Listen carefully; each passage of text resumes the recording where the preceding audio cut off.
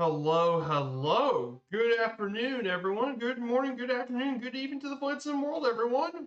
Welcome on in, everyone. This is Viperstrike 95 Flight Sim, and today we're back here at Cataros International in Brazil, and today we're going to be touring our next South American country. I mean, I can't believe we're already going to be in another country.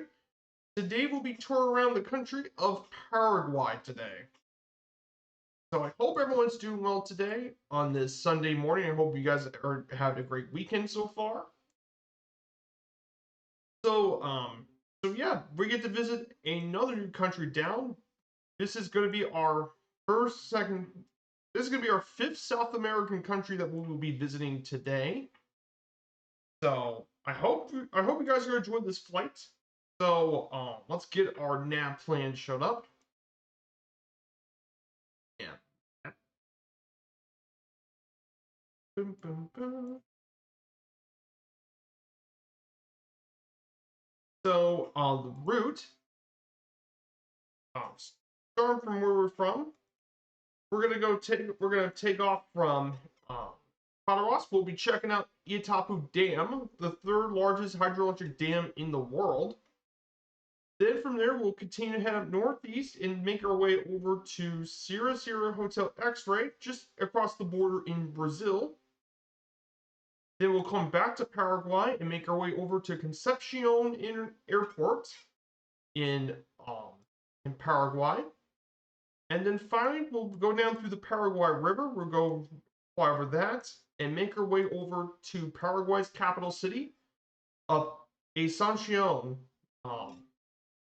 Paraguay's historic capital city, and land at Sierra Golf Alpha Sierra. So it should be a simple enough flight plan for this morning. Hope everyone's doing well. Before we get started, I want to say hello to everyone in chat, and we have Alex D with us. Good to see you. Super Typhon, nice to see you here too. And hello to all the lurkers in chat. Great to have you guys here too. So the plane we're taking on today's trip, it is the de Havilland DHC-6 Twin Otter. This turboprop was built by the de Havilland Canada company, DHC. It has been an incredibly successful aircraft. Over almost 1,000 of them have been built. First flew back in 1965, and it's still in production. Very versatile utility plane, could do everything from flying from passenger services to cargo, military transport, search and rescue, seaplane. Twin Otter can do a lot of things. But basically, the 300 version we have here can seat up to 20 people. It can carry payload of over 2,500 pounds. Powered by two turboprop PT6s. They can actually take off at around 1,000 feet. And they have a range of 771 nautical miles with a ceiling of 25,000 feet. Making these the perfect all-terrain plane to go anywhere for a turboprop. So we'll get that built ready. This off.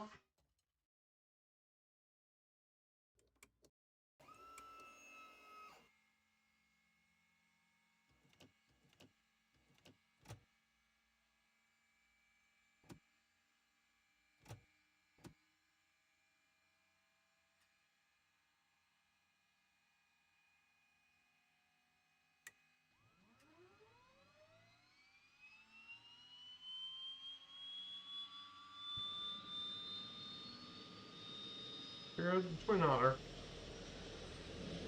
Yeah, taking this water today. I just thought, I've been taking this thing in a little while, so I thought this would be a good time to actually take this bad boy.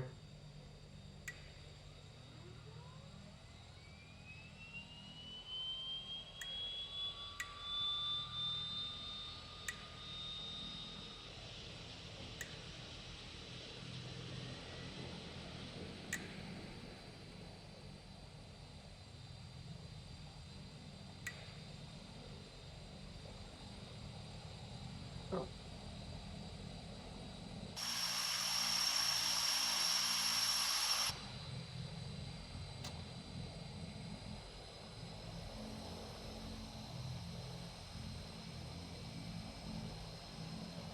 So today's altitude, we're going to set this for 2,500 feet. That is the max altitude for today's flight, is 2,500 feet. We don't, like I said, Paraguay isn't known for mountains, so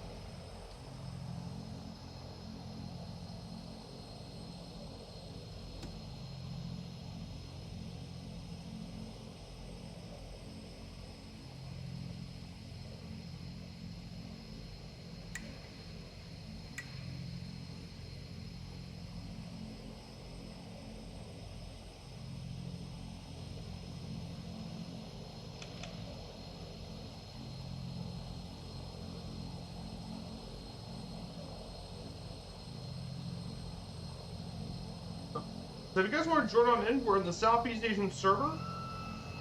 Feel free to take any plane that can keep up with the Twin Otter. So if you have a Cessna 208 Grand Caravan, you can take that. That should definitely keep up with the Twin Otter. Or if you don't like turboprops, you can take the DA62, the Bonanza, and that should keep up with our with the Twin Otter.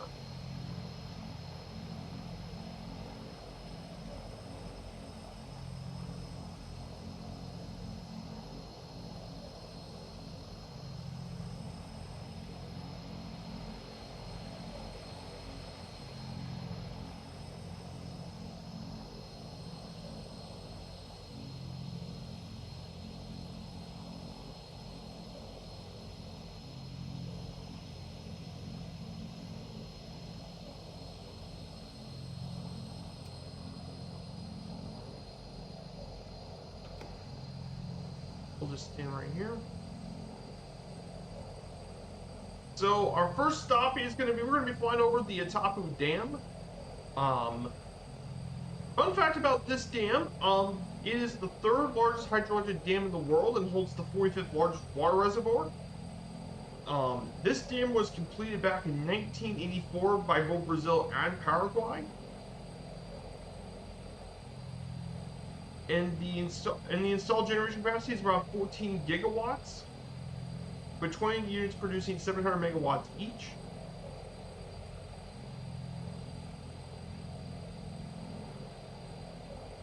And I mean, it's a massive dam. It's huge. I mean, its length is 110. In terms of the dam itself, it's around 493 feet high, 106 meters high, 25,000 feet long, or 7,919 meters, and with a volume of 12.3 million cubic meters, or 430 million cubic feet. So, enormous dam.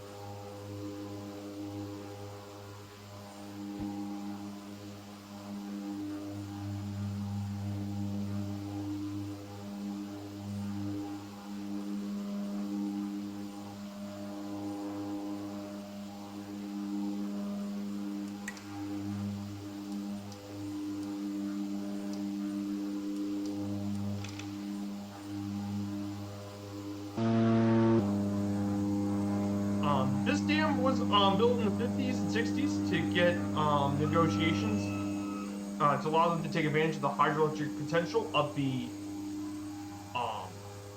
Parana River. It's considered to be one of the 7 modern wonders of the world by the American Society of Civil Engineers. And it was one of the most expensive objects ever built. In fact, the concrete used to build this dam was power plant there was enough to build 210 football stadiums the size of Maracana. Enough iron steel to build 380 Eiffel Towers. Even greater volume that's even greater in excavation of rock and earth than the Channel Tunnel. And 40,000 people worked in the construction of the Tapu Dam, which is pretty insane to think about this. And that was just building the dam.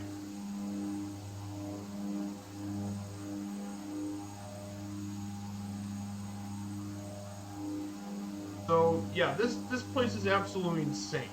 And there is a scenery, and I got the scenery for it.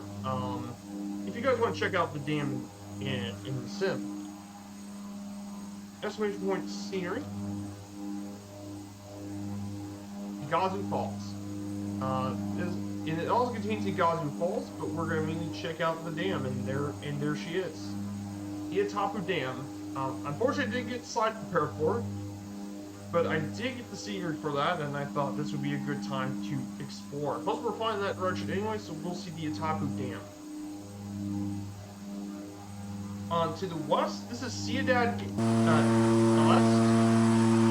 We're actually still in Brazil, just close to Iguazu and Ciudad del Este.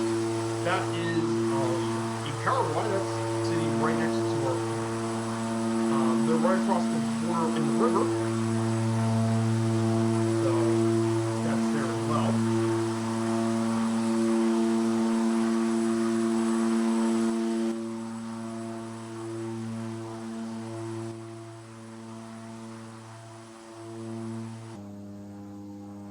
And there is Tapu Dam. I mean, just look at the size of this thing. It's absolutely huge. Huge dam. I mean, people think Hoover Dam is big. That's nothing compared to this.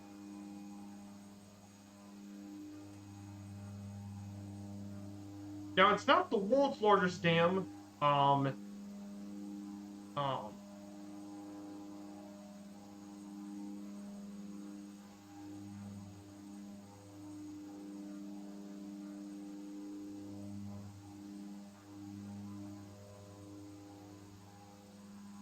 But it's still a very impressive man-made monument for it.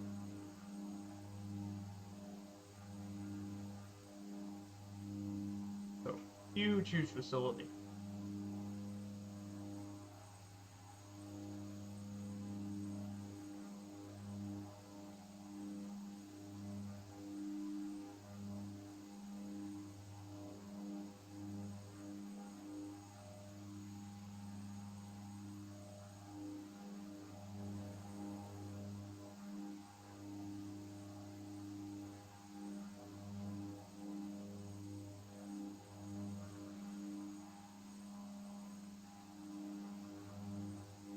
Here it is, guys.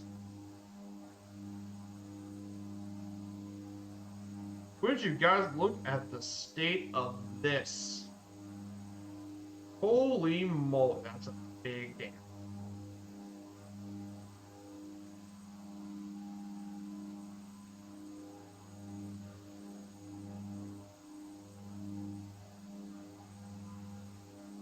And no, I'm not trying to cut. No, seriously, it is a huge dam. It's massive.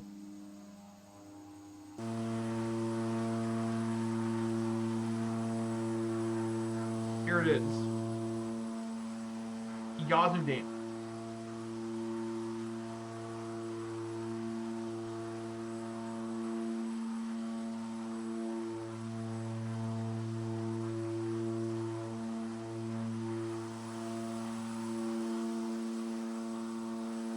Like, this dwarfs Hoover Dam. It dwarfs it.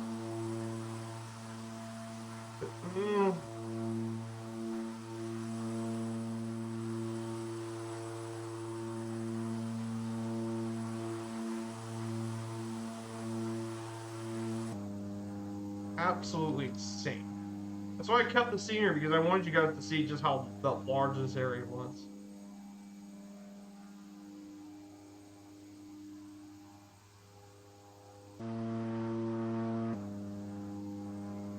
Well, hope you guys like that.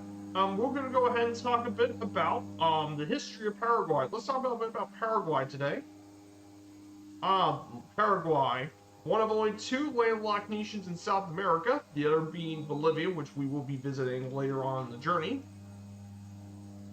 But this nation's kind of interesting.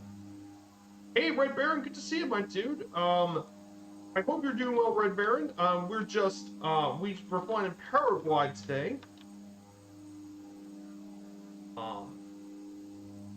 We just passed through Itapu Dam, one of the world's largest hydroelectric dams.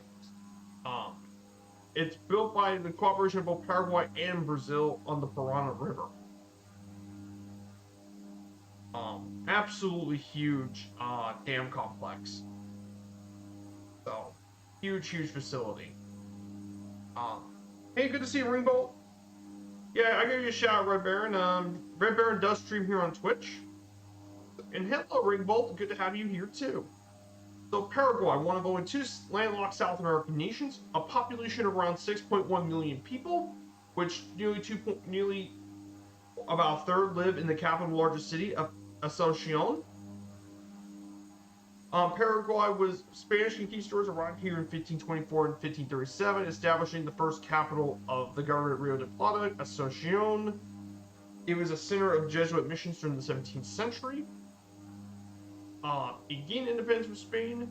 However, Paraguay was ruled by a series of authoritarian governments, which we'll talk about later, including the Paraguayan War and much more. We'll talk about its history a bit, but currently right now, Paraguay is a developing country, ranked 105th in the Human Development Index, a found member of Mercosur, the United Nations, and the Non-Aligned Movement. It is only one of two landlocked countries in South America, though unlike Bolivia, it has ports through the Paraguay and Parana rivers that give access to the Atlantic Ocean. Also, its population is Mestizo, and indigenous Guarani culture remains influential, as more than 90% can speak various dialects of the indigenous language, along with Spanish, and is the 7th ranked GDP per capita in South America. So, very interesting country to learn about on today's flight. So, we can get through its history for a bit. So, Paraguay's history, before the Spaniards arrived, there was the indigenous Guarani people that at least lived for over 1,000 years before the Spanish.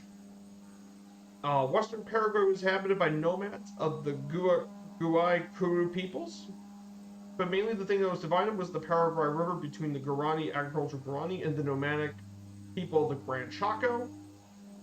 The Guaycuru nomads were known for warrior traditions, and they weren't pacified until the late 19th century. These indigenous tribes had their own language families, as well as different tribes for resources. So that talks a little bit about the pre-Columbian era. In terms of the Europeans, the first Europeans to arrive here if I was prepping chainmail rings for later, I'd probably, oh really, chainmail rings? Are you working on building some bit of armor, like medieval chainmail armor, Ringbolt? Because that sounds like you're gonna have to try to build some medieval armor, which should sound pretty interesting for sure.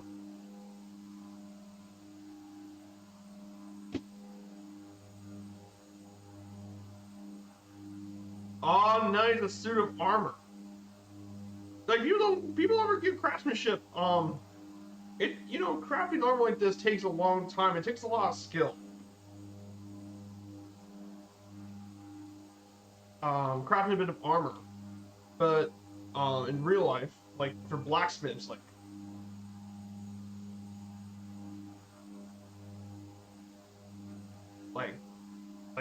it takes a lot of skills and years of practice. Like you're handling fire, hammers, and other stuff, forming all sorts of stuff. It takes a lot of skill in smithing. It'll take a lot of stuff. I have respect for people who know how to craft in real life. being a blacksmith. Like, it takes a lot of skill and stuff to do that. Like, I have respect for people who have talent to build stuff. Like, taking the time to forge and build and all the different techniques. It's pretty crazy. It's pretty crazy that back in the old days, it was a very important part until the Industrial Revolution. Hey, JJ9902, thank you for the follow. No, I've not gotten a wedgie or received one before. Ah, cool, making all the rings myself. Yeah, I can see why. Oh yeah, I didn't know your dad was a blacksmith, Red Baron. Pretty cool. But I'm gonna get back to my topic then. In Paraguay, the first Europeans to arrive were Spanish explorers in 1516, and the capital city of Asunción was founded by the Spanish explorer Juan de Salazar de Espinosa in 1537, and it became the center of the Spanish colonial province of Paraguay.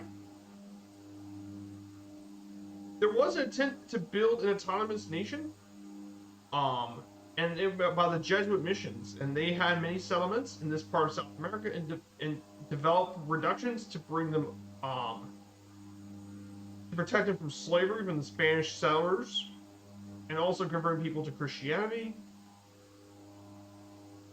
And you can still find several of their settlements here in Trinidad de Parana, which is still UNESCO World Heritage Site. And those places lasted for about 150 years until the Spanish cracked them down in 1767.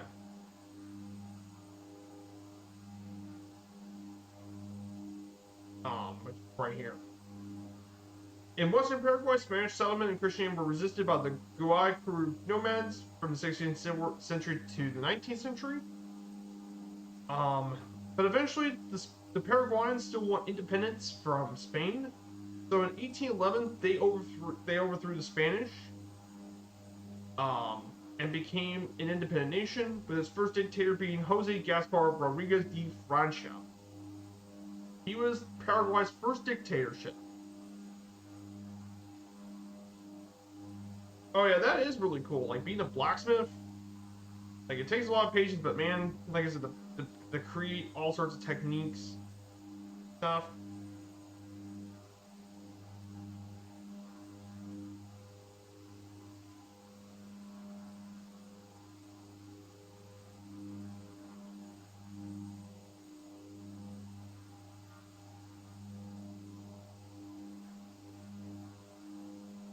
So, now about Francia, he established laws that greatly reduced the powers of the Catholic Church, forbade colonial citizens from marrying one another, and allowed them to marry only blacks, mulattoes, and natives to break up the power of colonial era elites. However, after his death, military officers ruled Paraguay until under Junta in 1841.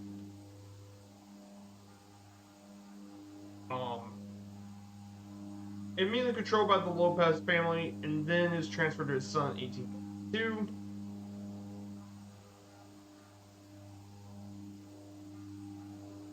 But eventually his son ended up, Francisco Lopez took over in 1862 as president dictator, and generally continued the policies of his dad. However, one of the most interesting events happened in 1864. Yes, the Paraguay War happened. Lopez, and that was 1864. The Paraguayans actually had some disputes, mainly with many regions of both Brazil, Argentina, and Uruguay. And it was definitely a very major war, and there was a lot of tensions between Brazil and Argentina.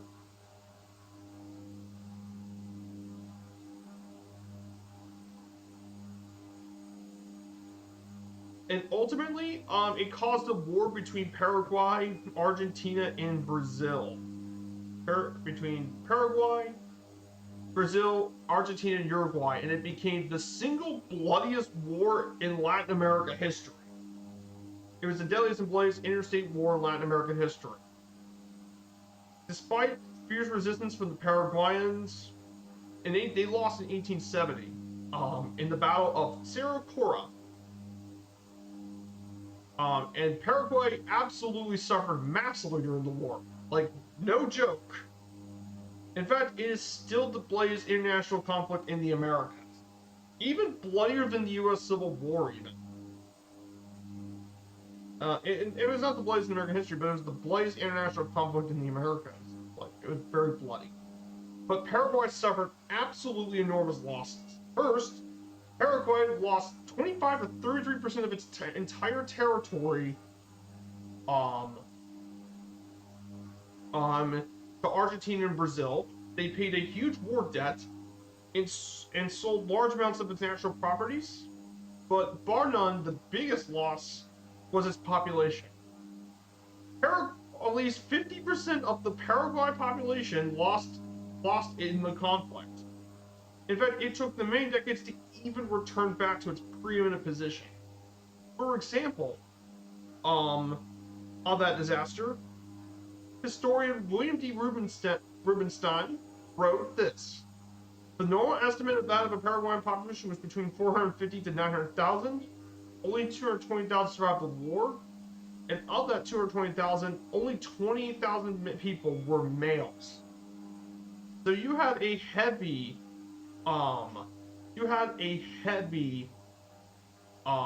population back then after the war. It led to Paraguayan women actually having more of a role in Paraguayan society than most other countries.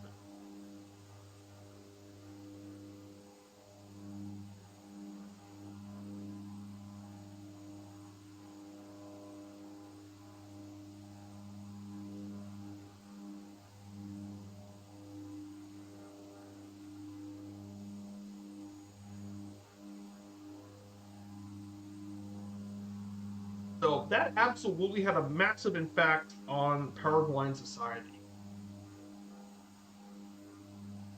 So it's definitely a big deal. Yeah, that's a big deal. That actually is a thing that happened. It still is a very bloody war. Like, people think, oh, South America, nothing historically ever goes on there. Well, that's not true. That's not true. There have been things going on in South America. Maybe not a recent memory of major conflicts between each other South American country, but in the past that wasn't always the case, and this was one of them.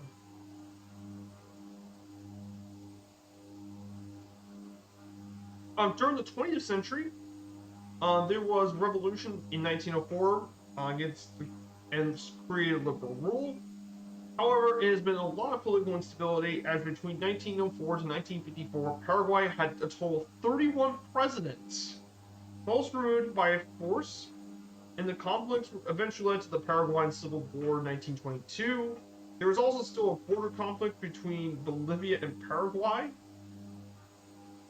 After great losses, Paraguay defeated Bolivia and established its sovereignty over most of the Chaco region.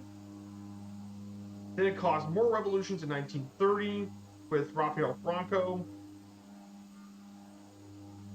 as well as rule from Higino Moringa.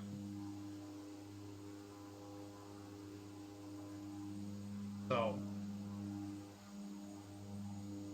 however, then there were a couple of unstable governments until after the aftermath. Eventually, dictator Alfredo Stroessner, a Paraguayan officer, remained in power for over 3 decades. It was modernized to a modern extent under his regime, though his rule was marked by extensive human rights abuse, including poor human rights and environmental record,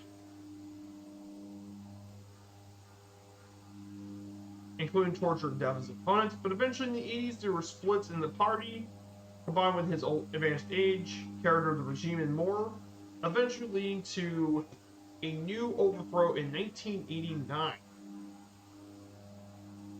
which he was overthrown, and a new government was declared by a new president. So eventually there was a pre-war election.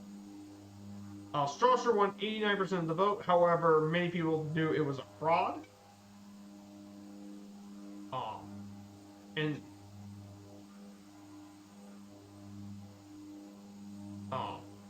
And he was eventually overthrown in 1989.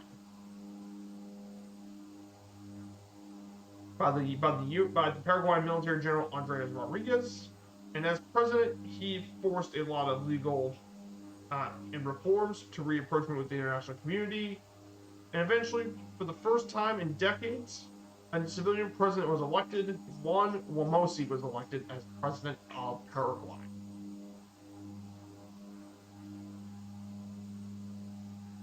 Eventually, Paraguay elected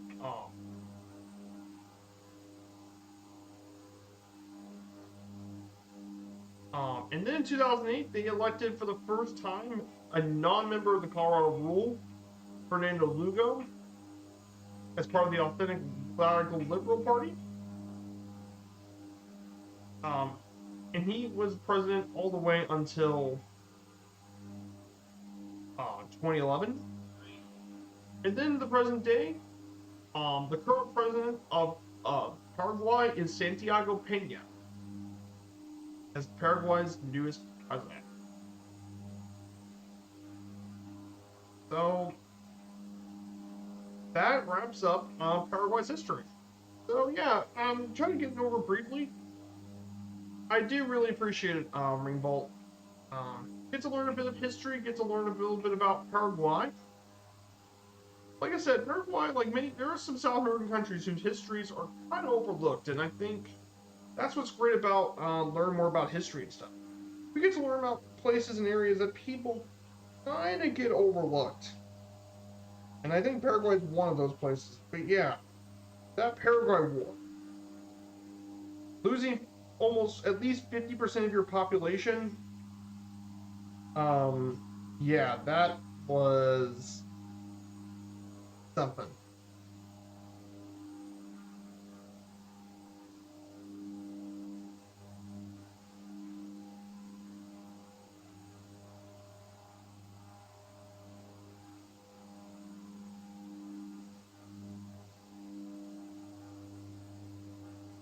Yeah, let's look outside.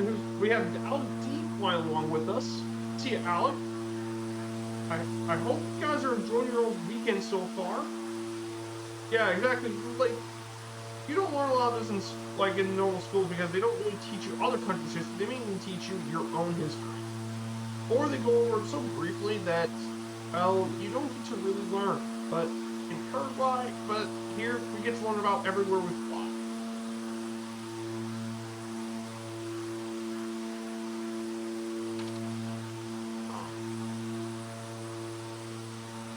So in terms of flight sim news, we do have a couple of bits of interesting news.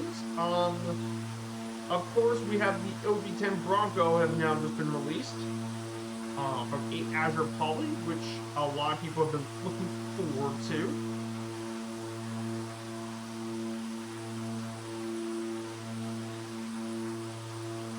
Orbex releases their new Papua New Guinea Highland Bush Pack 2 for more bush trips in one of the most challenging and scenic areas in the world. So this should be really exciting news for all you bush pilots. Then Mar Sim releases something I wasn't expecting to see: the most revolutionary design in World War II, the Horton HO-229. It was the precursor to large stealth aircraft. It's a flying wing plane designed to be fast and hard to detect on radar. And even though it never went to the prototype stage, they actually managed to bring this bad boy to the sim, featuring authentically aged cockpits, advanced system simulations,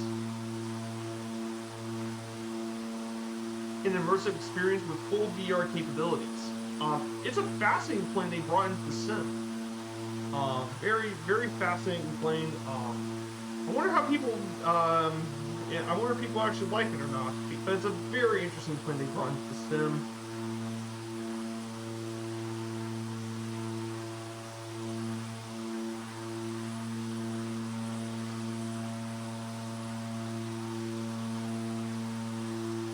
And finally, for indie builds, they have released a huge update for LAX, for their LAX Scenery, which includes performance improvements.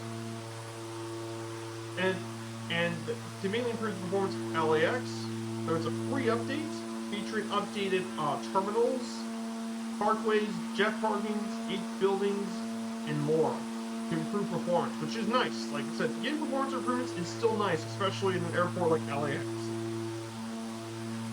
trust me, LAX can get really, really busy. Oh, what plane is this? The plane I am today? I'm flying the De Havilland Twin Otter today. Water. Oh yeah, Oman. Yes, Oman also gets overlooked. It's Oman. Oman is absolutely a great area. I did some flying back in Oman on a couple of my streams, but Oman's a pretty area in the Middle East. It's actually a stunning area. One of the prettier countries in that area in the Middle East. It's a pretty place. And Oman is actually pretty stable. Dude, it's a shockingly stable area in the Middle East. Like, the Middle East has gone through a lot of chaos over the past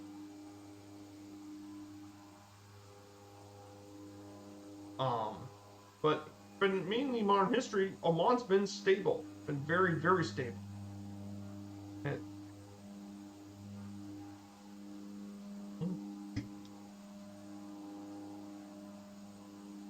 so, oh yeah, the Horde, the 229, yeah, it was the 229. But yeah, it's great to see that we get more overlooked World War II planes, especially with the prototypes. It's cool that we got in the sim. I mean, we got the. If we can have like the Zeppelin in the sim, we can have that HO229 into the sim.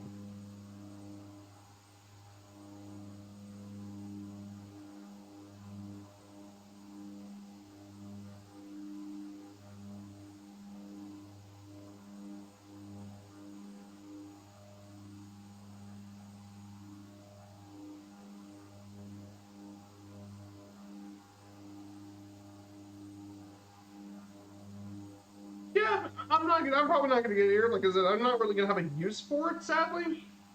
But I mean, it's great that someone actually made it for the sim for people who really want it. So,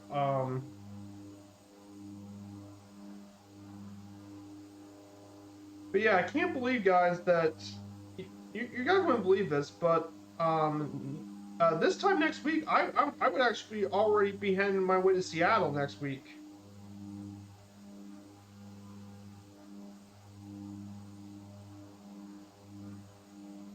So this time next, oh no, yeah, ME262. Yeah, the 262, absolutely. If you guys weren't aware of the ME262, the first successful production jet fighter. It was and by the way, that plane was a groundbreaking design, and it's inspired every jet plane ever since.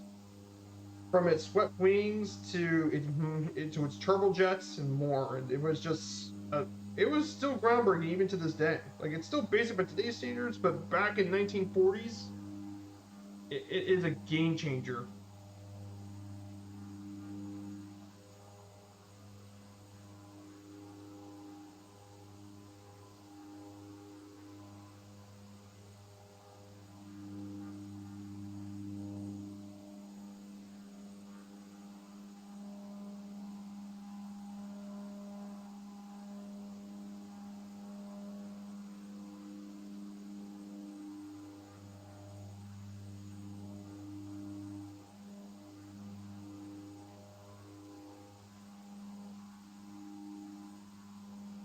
So.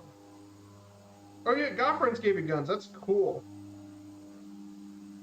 Yeah, they got guns on that thing. Very, very cool. But yeah, now if you guys don't know, if next Sunday I'll be gone to Alaska. I'll be right at this point heading to Seattle. So it's apparently we're gonna drive all the way down to Cincinnati, from my home to Cincinnati. So we'll have to take the highway over from my home over to I-71 down to Cincinnati, mainly to Florence, Kentucky, because we're gonna be at Cincinnati Covington Airport.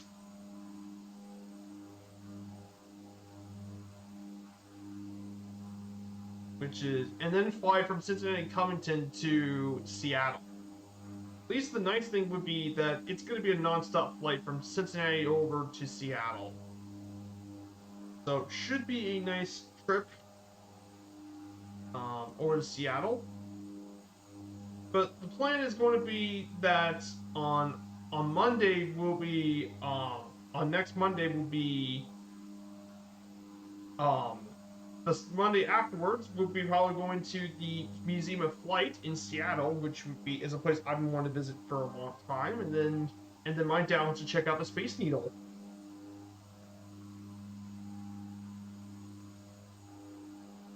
And then afterwards would be the 14-day cruise trip to Alaska, which would be I'll be looking forward to touring much more of Alaska. Because you guys know how beautiful of a state Alaska is in real life.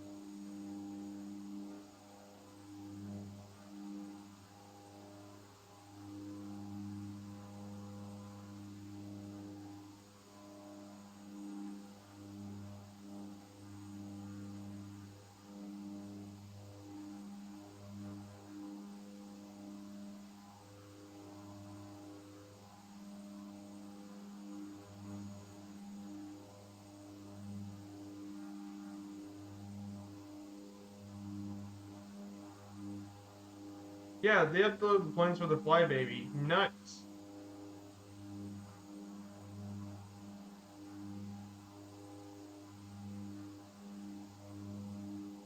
Ah, yes, the Flybaby. The Bowers Flybaby, I believe that's what it is. Yeah, the Museum of Flight has been something I would want to go through because I've been to quite a few flight museums already. Meaning the military museum I visited the most was um the flight museum. I've been to a lot of flight museums, including the one here in Dayton, the National Air Force Museum. I've been to that one. I've also visited the Aviation Museum in Pensacola, which is naval aviation. I visited that one. I checked out the Delta Flight Museum in Atlanta, but I really wanted to check out the Museum of Flight because it's in Seattle and it's got tons of planes, both civilian and military stuff. So it's going to be really, really cool.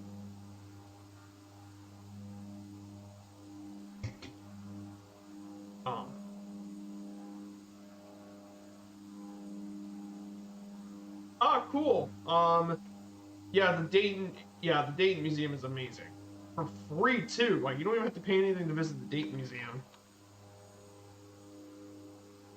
It's the National Museum of the Air Force. It is an absolutely amazing museum. If you guys love military aviation, you definitely want to check it out. Like if I ask people if they like military aviation, I just take them to Dayton. Can't go wrong with the day there. You can spend an entire day or two in Dayton just checking out the place.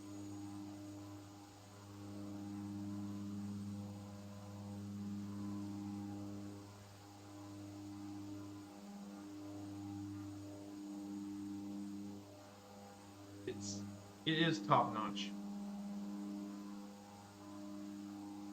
But yeah, the Museum of Flight's got tons of places to check out. They got tons of exhibits and planes in the museum. They got everything from civilian planes like an Eagle Rock or a Stearman. And they even got the 247 in there as well. They got the 247, a 727, all the way to military planes like a North American P-51. They got everything. They even got the Concorde in here as well. They got a Concorde here too. In the museum as well. So this will be my first time ever get to actually see a Concorde in real life. And I get to actually get inside of a Concorde, which is super cool. Oh yeah, it's not just Air Force. It's got other stuff too. Not just Air Force, but it's also got other stuff in there too.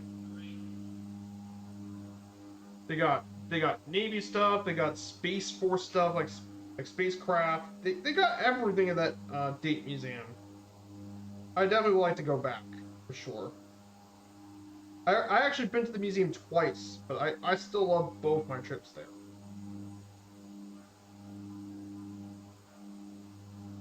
And it's not too far. It's not too far of a drive from my home. It's about like 3 hours from where I live, so it's not that far of a drive.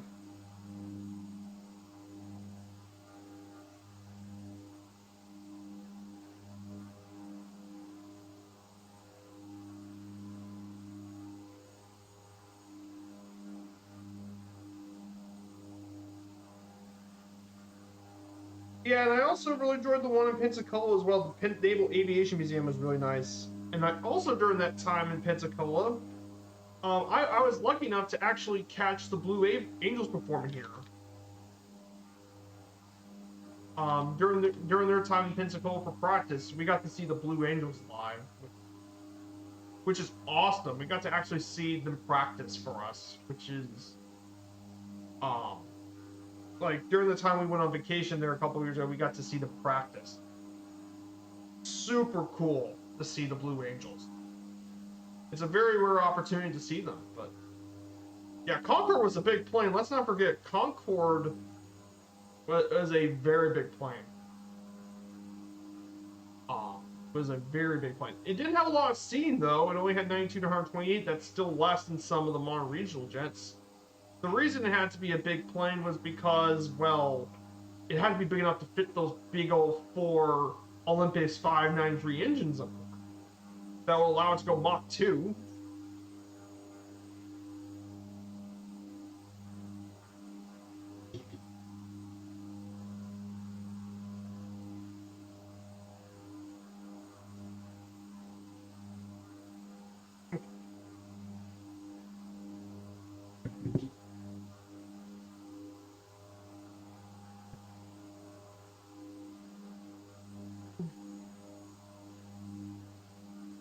Yeah. Yeah, the planes. Yeah, I got to. Yeah, the Blue Angels. I got to watch them do their entire practice shows. For their demonstrations, so they got to do practices, and we got to do their entire 55-minute practices. I mean, not many people can say they watched the Blue Angels for an entire practice show. It was well worth it, and it's completely free. But yeah, they got tons of great exhibits and attractions through as well. So if you like naval aviation, this would be a great place to visit. Like I said, there's some great aviation museums across the country. There's no shortage of great ones. Even though it wasn't a military aviation museum, I did get to check out the World War II museum in New Orleans last year. That was also an amazing museum. In New Orleans, that's a fantastic museum as well. In New Orleans. So, like I said, tons of great aviation stuff.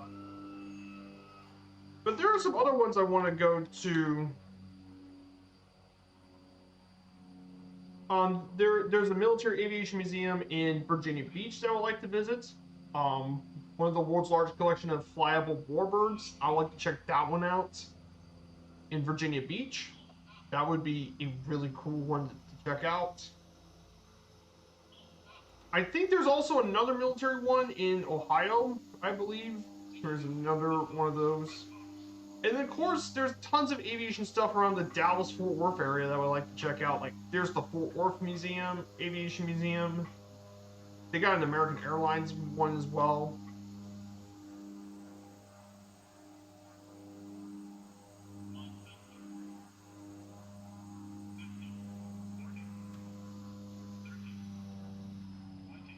Here's our first land of the day.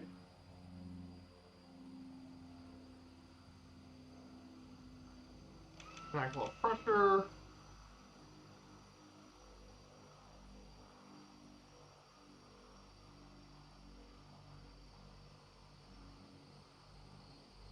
We're just gonna stop here for just a little bit.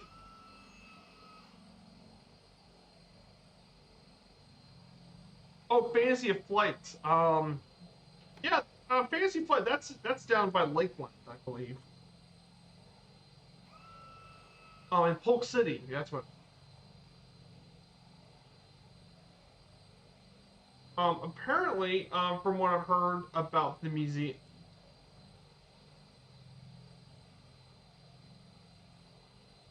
I know due to hurricane, um, I know it was closed recently, but I know they opened a scaled down museum, but it used to be more of it.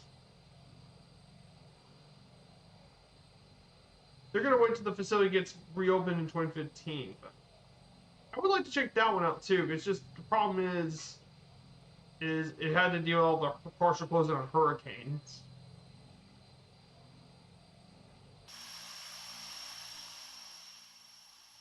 So, but I would like to check it out too. Hey, We Fight Daily, good to see you.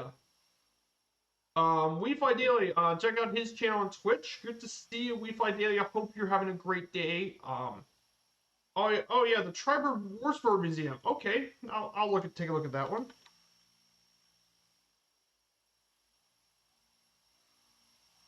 Um, oh yeah, that's in Claremont County. That's right. That's Batavia. Yes, there's that one too. That's not too far.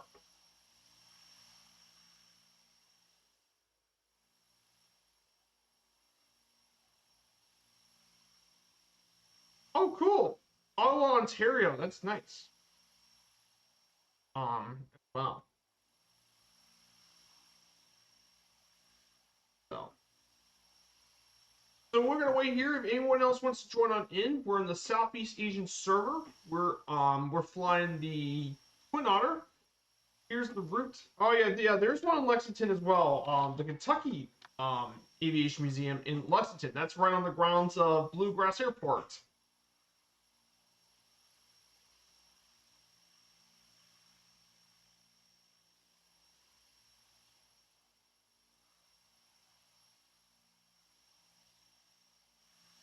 Yeah, the Aviation Museum, Kentucky, of course, right in Lexington. I did visit Lexington once, though. I've only visited Lexington once, and that was actually earlier this year to watch a concert in Lexington.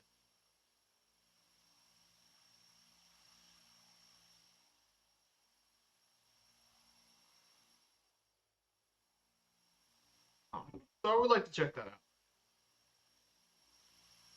out. Cool. That's really cool news to volunteer at the Flight Museum down in Lexington. Cool.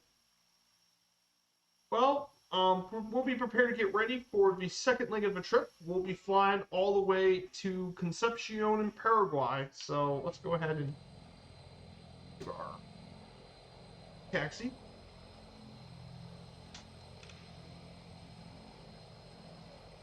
But yeah, after that, it is the nearest one.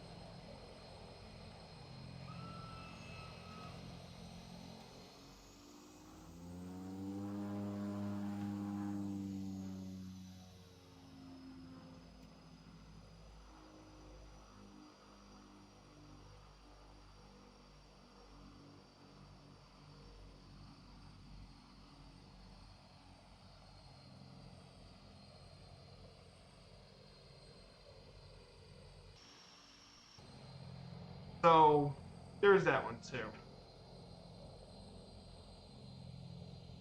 Yeah, I can't wait to check out more of this stuff. So, one of the really cool places then of course, in Alaska, well, I'm gonna be doing quite a few really cool stuff in Alaska. I got planned out for trips. I have a wildlife expedition in Ketchikan when we get to sail up to Ketchikan. Then in Juneau, I have a once in a lifetime opportunity. I even helped paid for my parents as well. We're gonna do some seaplane sightseeing in Juneau. which I'm looking forward to. I've been always wanted to do something with the seaplanes up in Alaska. We're gonna do 5 glaciers. Then did some stuff in Huna and Ice Street Point. We'll do some Jeep stuff. For Valdez and Sitka, for Valdez and Seaward, I think Valdez we might just look around the port area for a bit. Check out what's around the little town of Valdez. Too bad it wouldn't be, unfortunately for that time of year.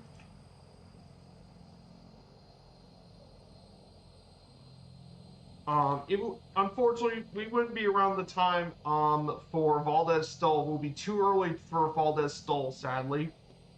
No Valdez flighting, sadly. Because that's gonna be in May. And I'll be arriving in Valdez just a couple days early, sadly. We'll be about a week or two early, sadly. So no Valdez Stoll, sadly. I wouldn't be there for that time.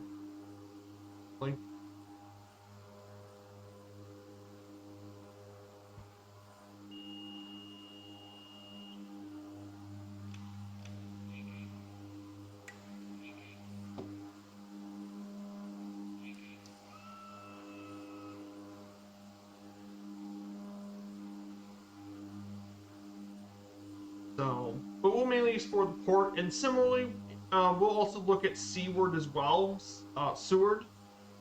So we'll just tour around the town of Seward. We'll mainly check out probably the Alaska Sea Life Center. That would be what most likely we'll probably end up doing, is tour around the Alaska Sea Life Center. Check that out, and maybe check around some of the port stuff.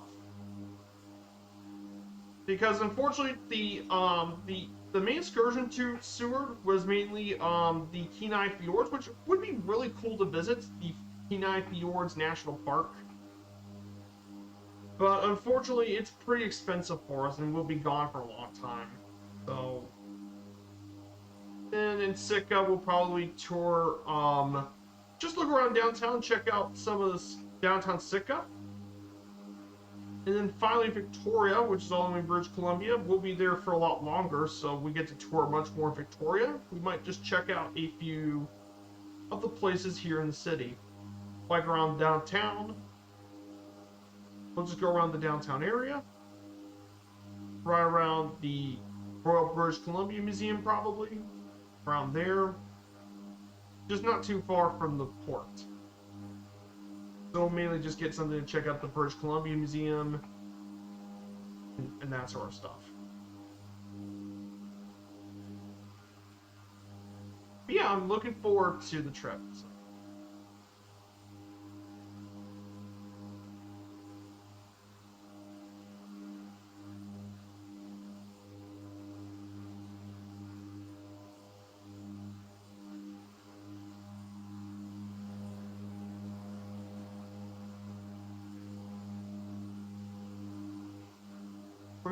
Now we enter Brazil, now we're going to leave Brazil, so we're going to continue on this way for 121 nautical miles. We're heading our way over to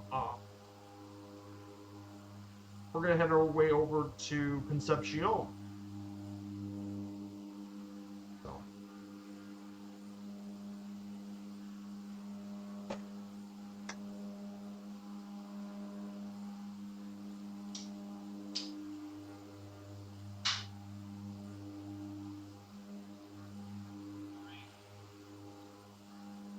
So our next stop is going to be Concepcion. Sierra Golf Charlie Oscar will be our next stop here on this trip.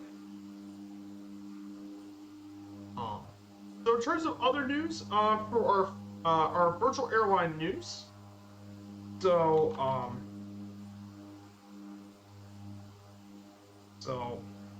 for our news.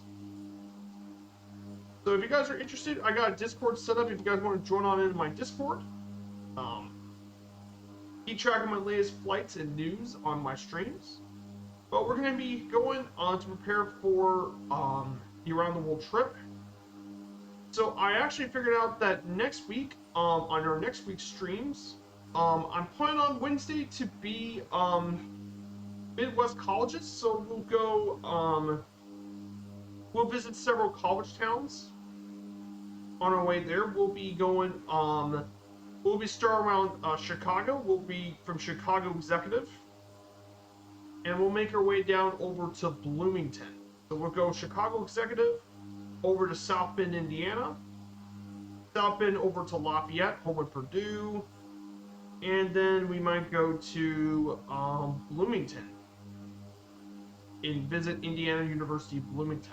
So we'll be checking that out, but I think that will be a really cool way to visit several of college campuses. We'll be visiting the campuses of Northwestern, Notre Dame, Purdue, and Bloomington. So, and we'll be taking the DC-3 for that one, since we get to actually do some stuff for once.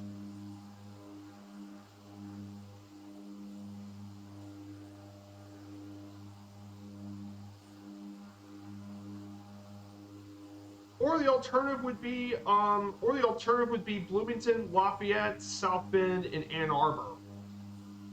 I think that sounds better probably. We'll be going from Bloomington, we'll fly up to Lafayette, Lafayette over to South Bend, then Lafayette to Lansing, and then Ann Arbor. I wonder if that would sound better. Let's see. But I want to visit some college campuses with the DC-3.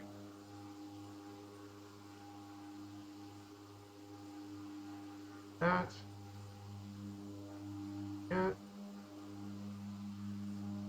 Then.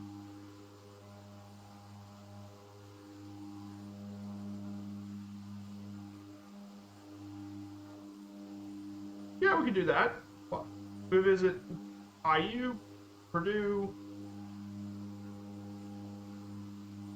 South Bend, Michigan State, and of course Ann Arbor. Yeah, that would be good. We take the DC-3 for that one. That actually sounds pretty nice. That sounds like a nice flight plan. We get to visit some of the college towns. Maybe that might even be a series. We get to visit some of the various college towns in the DC. That might be a series I could look at for the future. That would be pretty exciting. We'll talk about the colleges and talk about their athletics programs too. We'll be talking all about that. And then, in that case, if that ends up being successful, maybe we might do that for the next couple of series, maybe. For example, fly from Dallas, like we fly from around SMU's campus. We'll go to Waco for Baylor, College Station for Texas A&M, and then Austin for the University of Texas at Austin, and then potentially ended up in San Antonio visiting UTSA, the University of Texas San Antonio.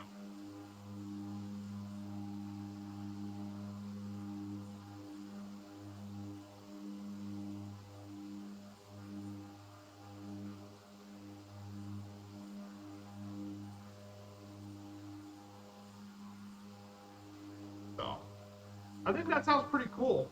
We get to talk about each of the different universities and stuff.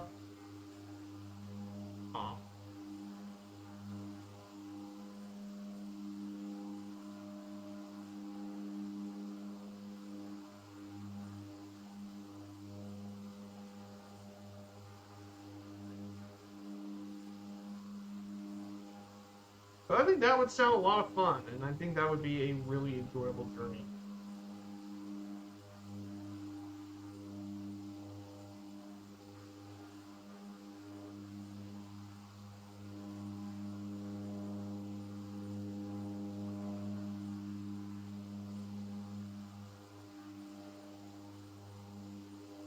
So that would be pretty cool. But I'd like to do more of the college series.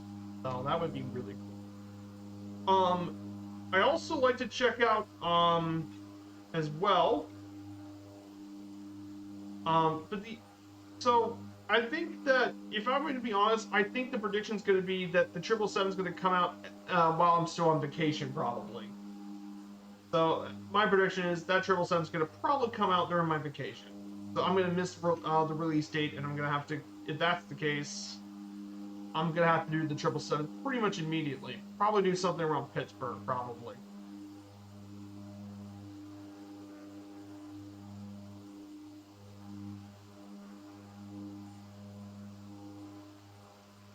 So maybe Dallas, Pittsburgh. That would probably sound pretty cool. DFW to Pitt. That sounds pretty cool. Me. So we're gonna go ahead and get ready for the next couple slides. So let's talk about Paraguay's geography for a bit. So in terms of geography-wise, Paraguay's geography is divided into two regions. The eastern region is known as Region Oriental, and the west region known as Gran Chaco, as the Chaco, divided by the Rio Paraguay River. Paraguay's terrain is, unlike other South American countries, is not quite as diverse as Brazil.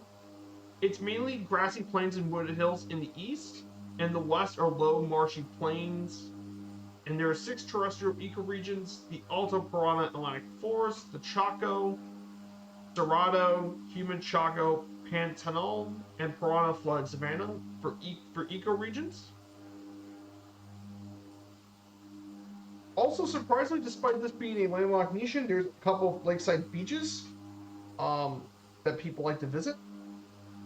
So, but yeah, geography-wise, Paraguay is nothing to write home about geography-wise.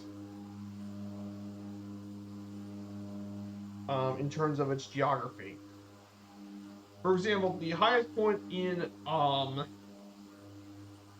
for example, if you talk about extreme points, the highest point in Paraguay is only 842 meters at Cerro Tres Candu, which is only just 824 meters. That's the highest point. That's not high at all, especially in South America.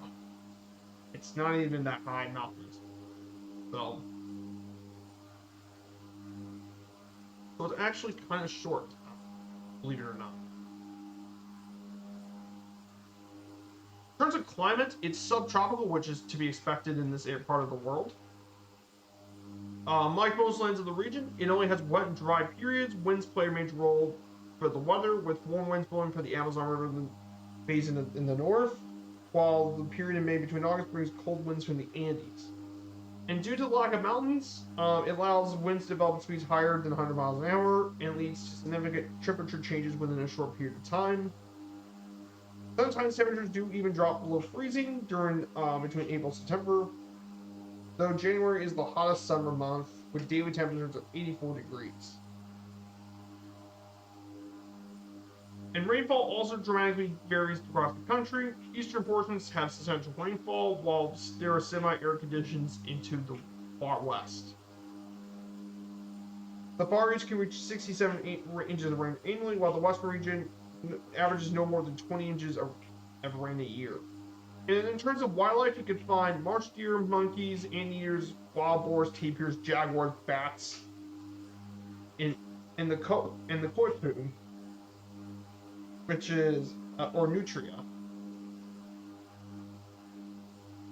So those are kind of some of the animals you can find here in Paraguay. And then in terms of its government, it's currently a representative democratic republic with a multi-party system in separated powers between 3 branches. The executive power is exercised solely by the president, who's head of state and head of government. The legislative power is vested in 2 chambers of the National Congress, and the judiciary is vested on tribunals and court of law. And all of them are independent of the executive and legislature.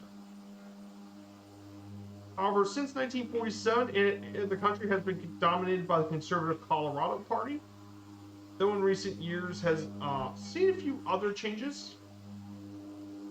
So that's definitely something to keep in mind when we talk about the history and politics of Paraguay.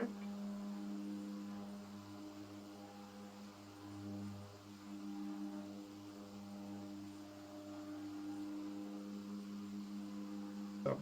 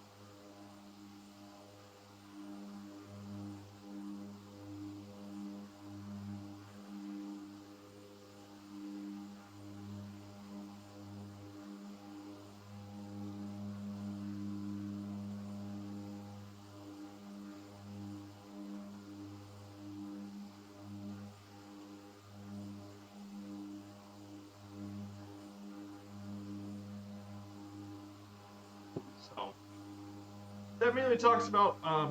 So let's look outside and see what's going on with them.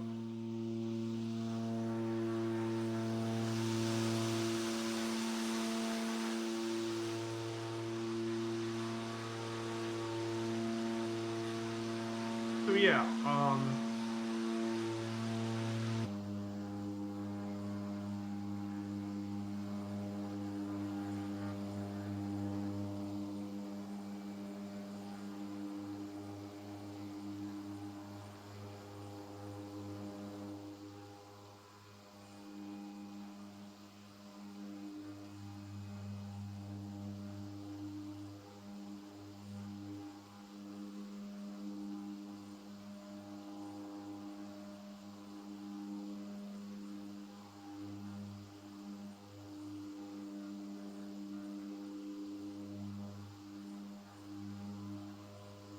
so there really isn't too much to talk about in terms of sports. Again, the Yankees have been absolutely insane.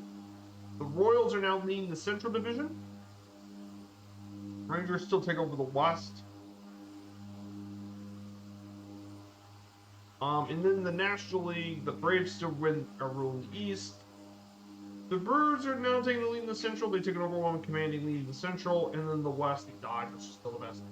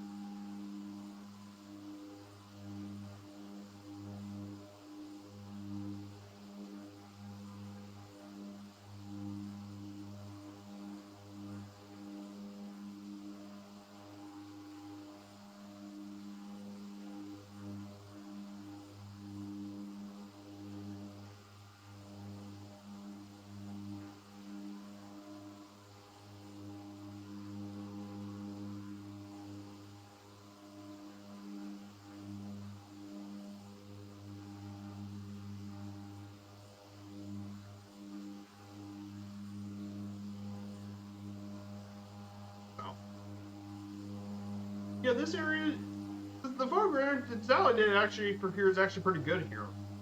Not gonna lie. So yeah, the satellite data here for Paraguay is actually kind of nice. So let's go ahead and talk about the next thing. That seems to be Paraguay's economy. So Paraguay, for many years, the country was associated with trade in electronic products, weapons, and drugs. However, it changed during the 2000s with legalized businesses such as soy, maize, beef, and among others, which has shown a lot of growth.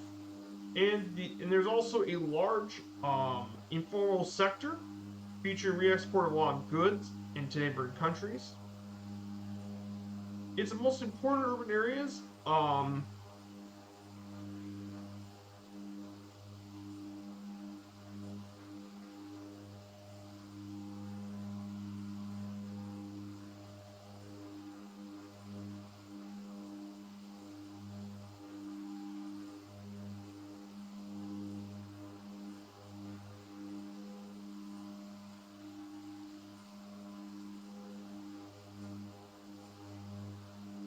as a result. In terms of agriculture, Paraguay is the 6th largest soybean producer in the world, and the 2nd largest producer of stevia, which is a sweet sugar substitute that's about sweeter than normal sugar, and the world's 9th largest exporter of beef. In addition to soy, it also had large production of maize and sugarcane in 2018 as the 21st largest producer in the world, as well as also being a major producer of cassava, rice, wheat, orange, yerba mate, and sugar. Now, if you guys don't know what yerba mate is, yerba mate is from the holly genus, It's a member of the Holly family, named after French botanist Saint Hilary. Um, it's known to make the beverage as mate, which is a fused herbal drink. Brewed cold, it can be used to make puree. And it was used by a lot of the indigenous Guarani peoples. And it's a very popular use as a beverage.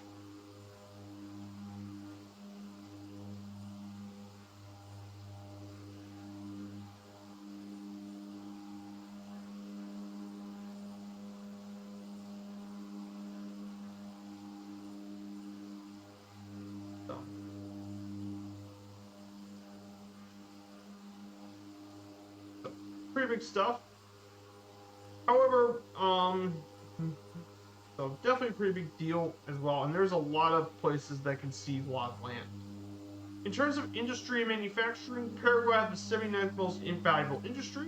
Mainly produces around 25% of GDP, with the production of cement, iron ore, and steel throughout the industrial sector. The mining industry is a big deal. It's also in pharmaceuticals. They produce to export their own drugs, mainly with edible oils, garments, organic sugar, meat processing, and steel. And manufacturing has been around 13%, and they mainly produce food and beverages, wood products, paper products, hides and furs, and non-metallic mineral products.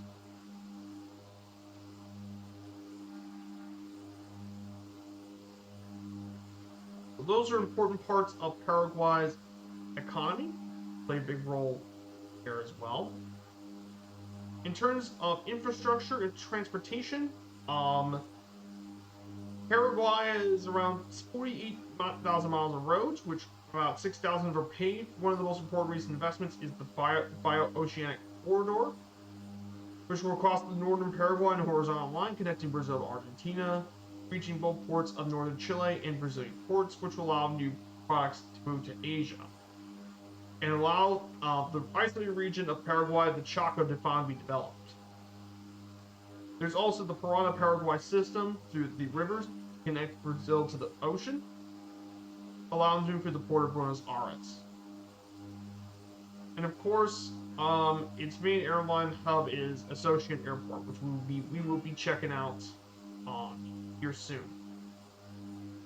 Also, all Paraguay's electricity is generated by hydropower, making it one of the cleanest countries in the world in electricity. Thanks to the Itapu Dam, of course, which we just flew over earlier today. So, pretty cool stuff.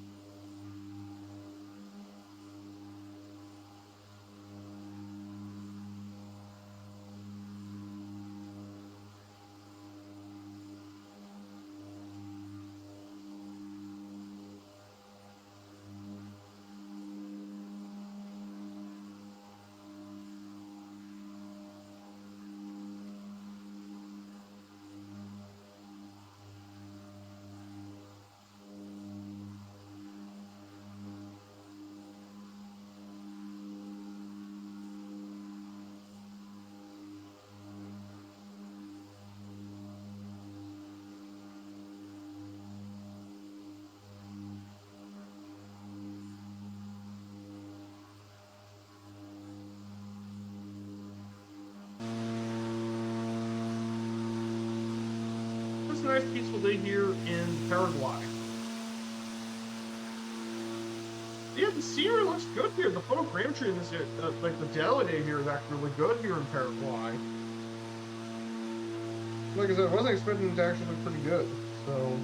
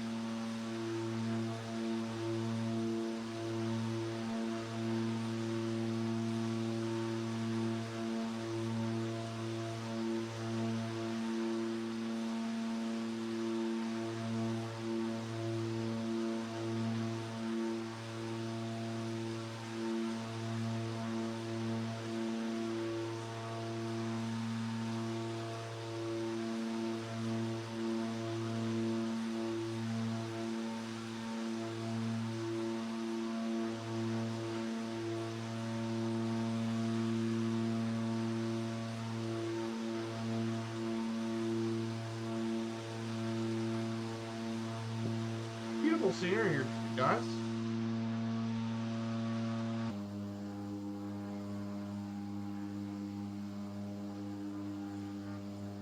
So in terms of this as well, let's get down to Paraguay's airline. Now, currently, their flag carrier is LATAM Airlines Paraguay, founded in 1962, but it didn't begin operations for LATAM Airlines until 1996. It was actually, its current flag carrier flies out of its hub at Asunción Airport, flying to destinations to Sao Paulo, Santa Cruz, Bolivia, Buenos Aires, Santiago, and Lima, with their fleet of 5 Airbus A320-200s. However, before we got started here, we need to talk about its original airline, Líneas Aéreas Paraguayas. Actually, it was used to be the flag carrier of Paraguay. However, it was ceased operations in 1996. It was the flag carrier of Paraguay from 1963 to 1996. It was created by the Paraguayan government, and it began services in August 20th, 1963, with 3 Convair CV-240s to flights to Rio de Janeiro, Buenos Aires, Montevideo, Sao Paulo, and Curitiba from Asunción. Eventually, the CV-240s were replaced by the Lockheed Electras, L-1A Electras, and thanks to its good service offered by the Electras, made it a presence in Latin America. And then the jet age came around for LAP during 1978 when they got 2 Boeing 707-320s from Pan Am with services to Miami, as well as the next year they got services to Madrid, Frankfurt, and Brussels later on in the 1980s. They also brought in a DC-8 as well for flights to Miami and more. However, when the coup d'etat in Paraguay ended up happening in 1989, there took a bit of changes in audits about LAP services, and the quality of its services went down. And eventually, it led to a lot of financial troubles within the company. And as a result, they tried to privatize, but ultimately failed, and it was shut down in 1994. And eventually, it was bought by TAM Linhaus Aéreas of LATAM Brazil, bought it and transformed it to TAM Paraguay, which is what's going on today. Though there have been attempts in recent years to restart the airline again, and as of December 2023, it still hasn't happened yet. So we haven't seen that in a long, long time. In terms of destinations, international destinations out of Asunción include Sao Paulo, Mexico City, Frankfurt, Miami, Lima, Amsterdam, Panama City, Panama, and Buenos Aires. Buenos Aires, Argentina. In terms of their fleet, they use the following different planes throughout its history as an airline, including Airbus A310s, A320s, 707-300s, 737s, 1 BAE 146-300, Convair CV-240s, DC-C-40, C-54 Skymaster, DC-8, Lockheed Electra, and a DC-10 for some of the planes they used over the years. So that talks a little bit about the flag carrier of Paraguay and the former flag carrier itself.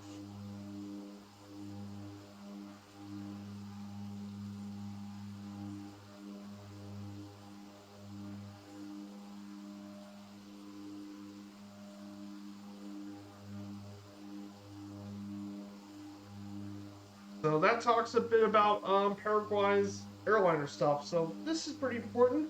Usually on my streams here, we do talk a bit about the flag carrier airlines for each of the air companies. Like for example, some countries like the United States, Brazil, don't really have a flag carrier. Like there are some countries that don't have a flag carrier, like Brazil and the United States most notably, don't really have any flag carriers.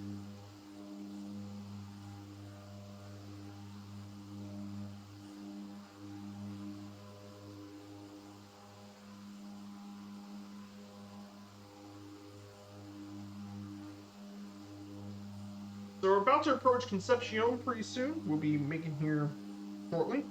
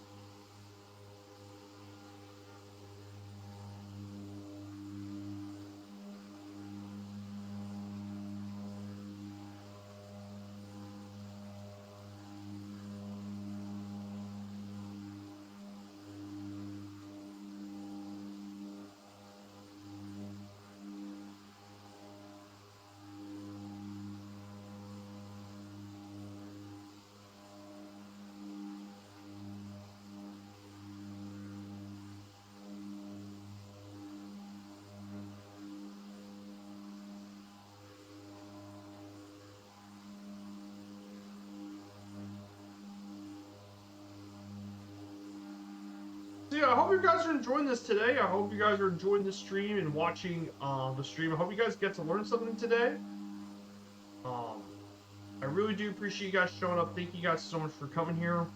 So in terms of our XP situation, we are just we're just about 375,000 away from our next hub for Firefly Air. We're getting pretty close to that. So.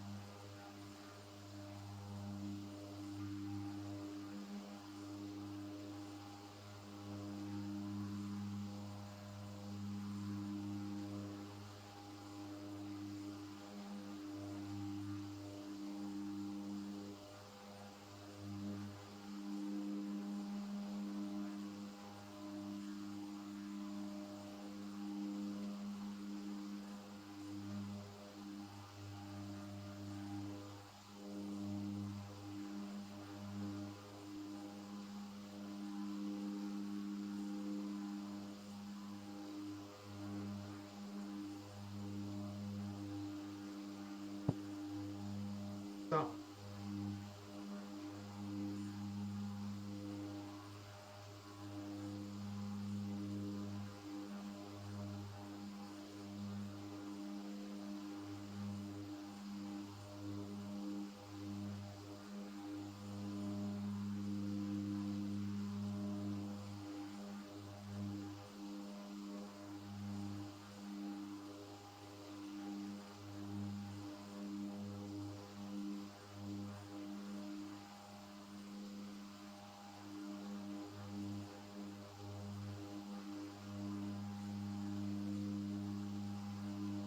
Yeah, we're getting close to Concepcion Airport here in Paraguay at SGCO. We're going to get pretty close to Concepcion, Paraguay.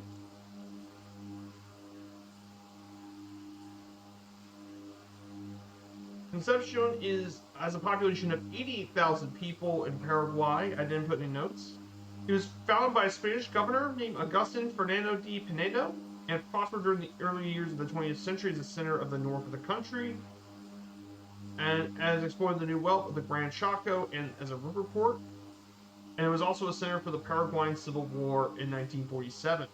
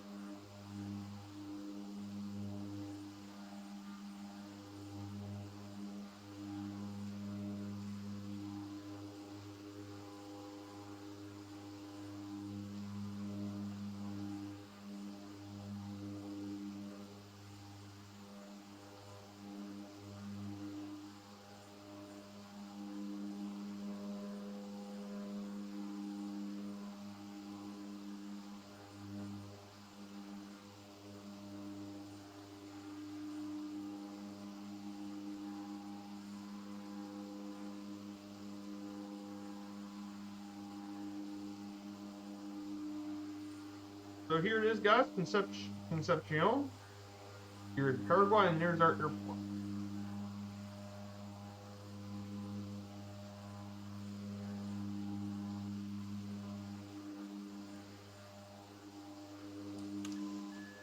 So here's, guys, is our second stop of the day here at Sierra Golf Charlie Oscar.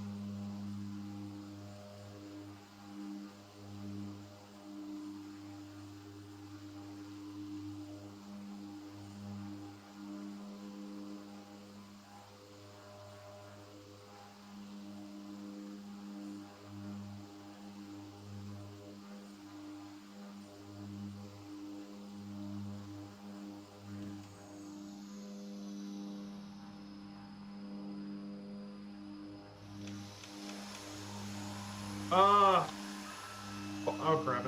It's a bot. It's a bot. No thanks. No thanks. It's a bot. Stupid bots. Get rid of it. Can one of our mods get rid of it? My channel, we have no place for bots here in this.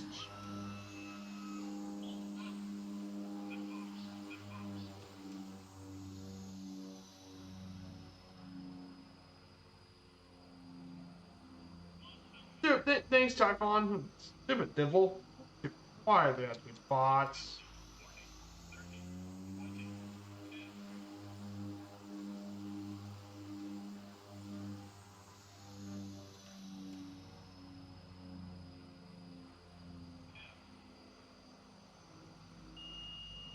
A little bit rough. A little bit on the rough, harder side, but I mean, the Twin Otter can handle tougher landings.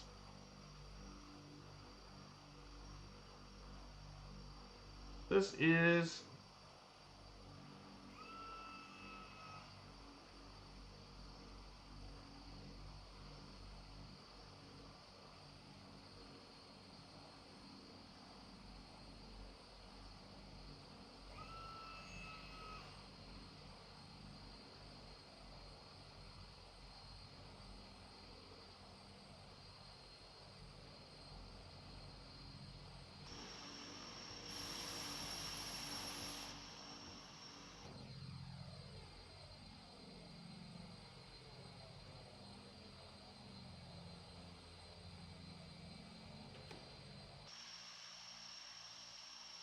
So, here we are at Concepcion, Paraguay.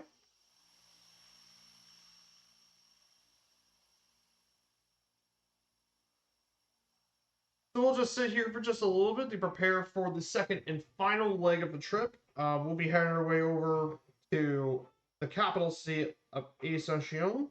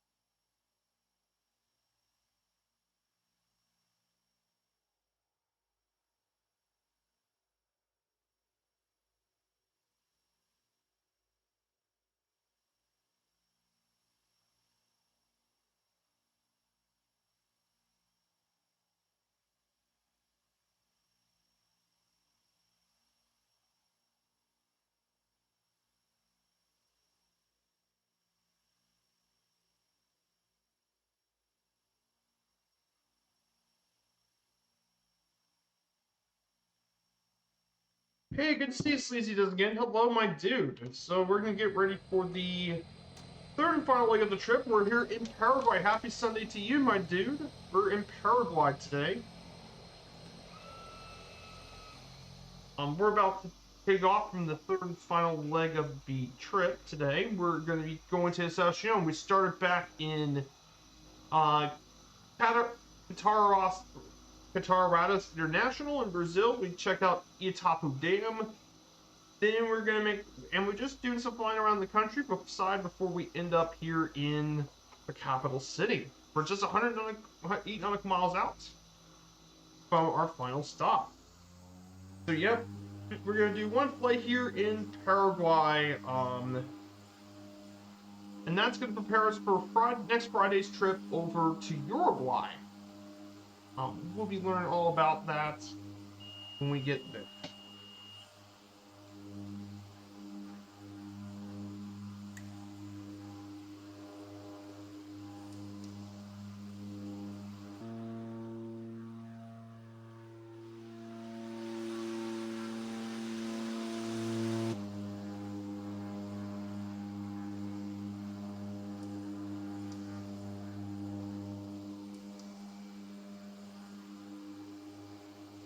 So let's go ahead and talk about, while we get up the top of climb and up here, go ahead and talk about Paraguay's culture for a bit. In terms of Paraguay's culture, it can be traced to its extensive intermarriage between the original settlers, Spanish settlers, and indigenous influence of the country, and it's highly influenced by other European countries. So Paraguayan culture is a fusion of two cultures, one European, other Guarani tradition. It's most visible around towns such as Atara and Altos, and around 93% of all Paraguayans are Mestizos, making it one of the most homogeneous countries in Latin America. And as a result, one characteristic of that is the bilingualism, as more than 80% of Paraguayans can speak both Spanish and Guarani native language. This fusion is expressed in multiple ways, including embroidery and lace making, as well as its music and much, much more. The music of Paraguay is the Paraguayan polka and the guarana. The polka comes from a polka of Czech origin and was brought danced for the first time in 1858. The other is the guarania, which was created by Paraguayan musician Jose Asunción Flores in 1925 after experiencing different arrangements with the old Paraguayan theme, Marepa Riekuas. It also has a classical music and pop music consisting of rock and jazz music as well as other traditions of music here in all of Paraguay. In terms of Paraguayan cuisine, Paraguayan cuisine is marked by different culinary influences of Paraguay, mainly by the Guarani people, with Spanish with other marked influences from other immigrants like Italians and Germans. Meat, vegetables, manioc, maize, and fruits are common in Paraguayan cuisine. Are also very common here as well. And one famous dish is the asado, which is basically barbecue.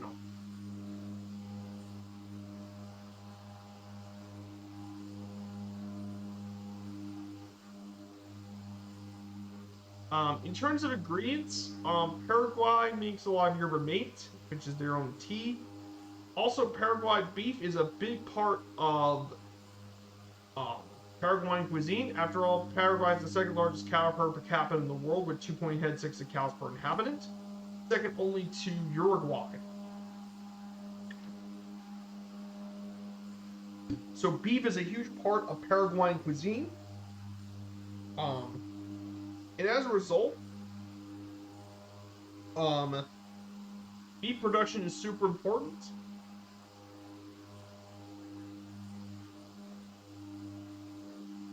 So they make a lot of different beef dishes.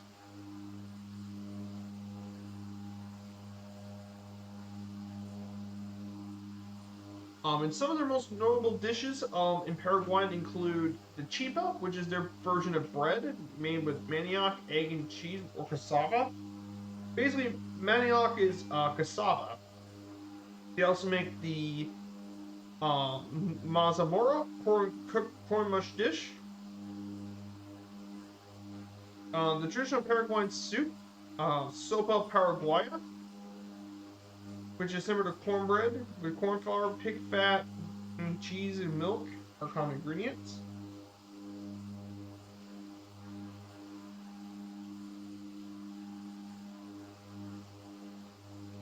though, they make quite a few dishes in there as well. And yerba mate is one of the most popular beverage, but the national drink of Paraguay is actually tereré, which is cold yerba mate with cold water. It's the national drink.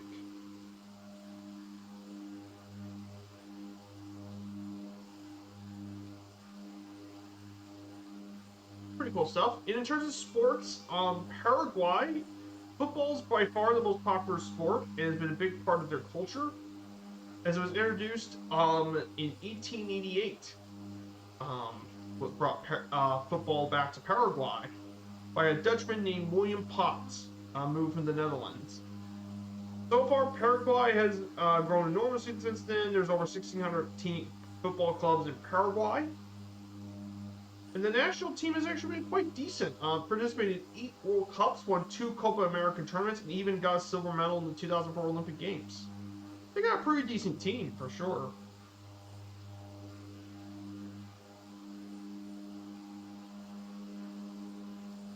For the World Cup, the farthest they ever went to the World Cup was in 2010. They reached all the way to the quarterfinals in 2010. Which is still pretty nice, making it all the way to there in the 2010 FIFA World Cup for Paraguay. Where they lost to the Spaniards, of course. Yeah, Paraguay's got a pretty good national team, and they got some great, they have got some very successful players, including Arciano Enrico, the highest all-time goal scorer in Argentina, Aurelio Gomez, and of course, most recently, Jose Luis Chilabert, who is chosen 3 times as the best goalkeeper in the world, and among the 48 legendary players on the global stage for football.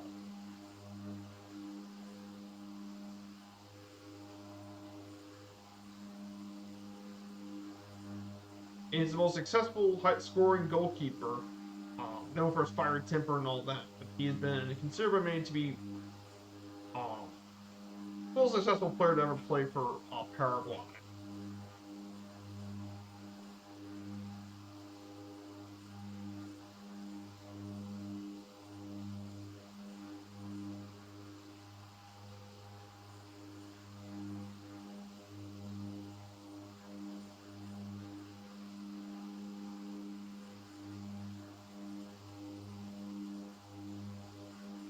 So, outside of that, though, rugby is another sport. Is rugby. Rugby's also been pretty popular in there as well. In fact, they ranked 38 worldwide in rugby. And of course, Paraguay has also been successful in our sports. So, that is about sports here in Paraguay. So, here are some pretty fun facts about the country that I think more need to know about. For one, one of the fun facts about Paraguay is it has a unique alphabet, as they actually add additional letters for the Guarani language. So it's based on the Spanish alphabet, but it also adds additional characteristics to the Guarani language that way to make learning more about the Guarani language easier for all the people who want to learn more about the indigenous language. The Jesuit missions are UNESCO World Heritage Sites in the country.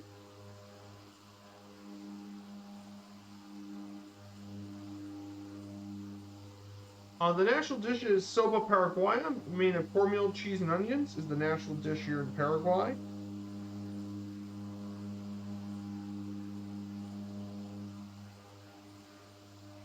And finally, Paraguay has hosted the Copa America tournament in 1999, which is basically the main South American tournament.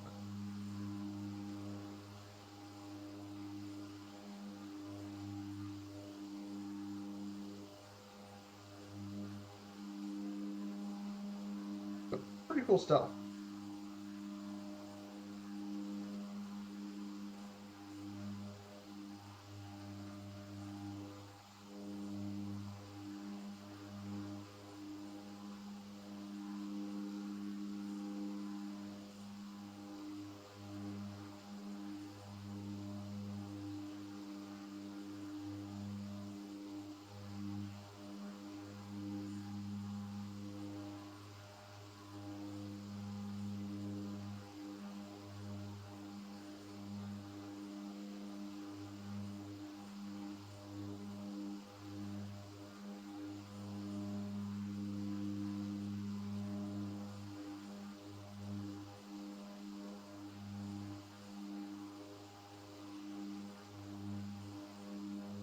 And then some landmarks here in the country. Of course, there's the Salto de Mondes, a series of waterfalls at 45 meters and tall and 120 meters wide. Of course, we have the Atapu Dam, which we've flown over before.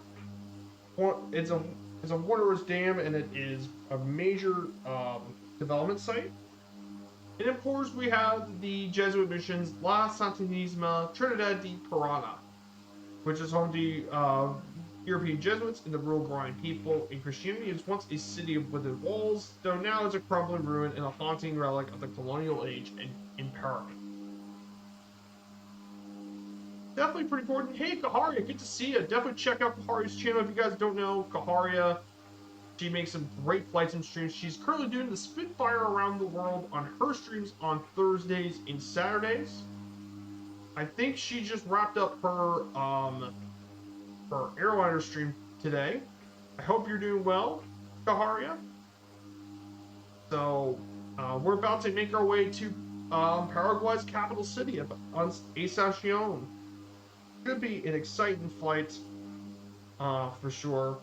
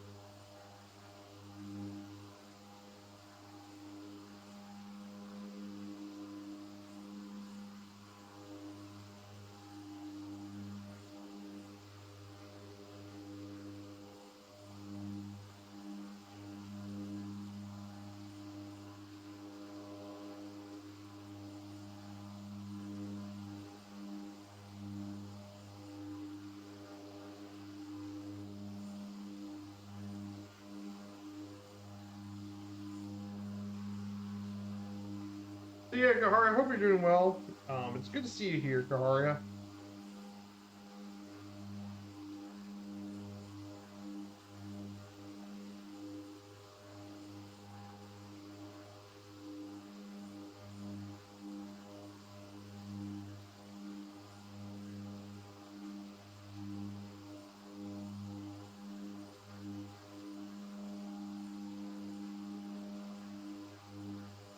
Yeah. We're currently right now in Paraguay right now, Kaharia. This is day 25 of the journey. I can't believe we're already doing 25 days already.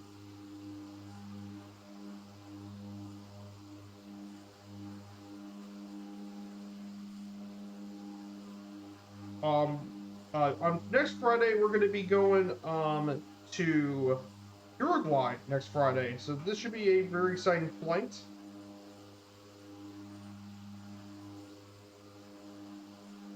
Over to Uruguay, we'll check out Montevideo as well. We're going to fly to Montevideo. We're going to have a brief stop at the town and city of Melo in Paraguay. We'll have a brief stop there before doing a shorter flight over to the capital.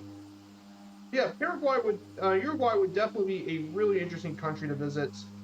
And despite being overlooked compared to Brazil and Argentina, however, Uruguay is a really cool country to visit and definitely worth checking out. It's a very vibrant nation as well.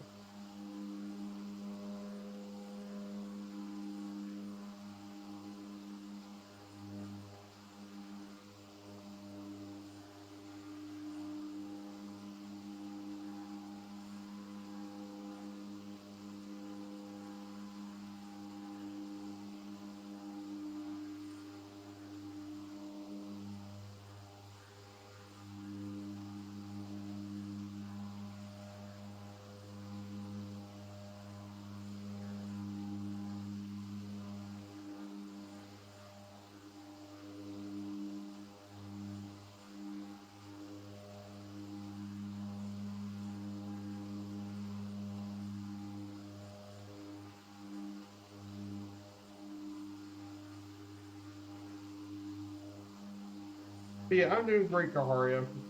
I can't wait to check out more of the around the world trip. As soon as I get back from my vacation in May,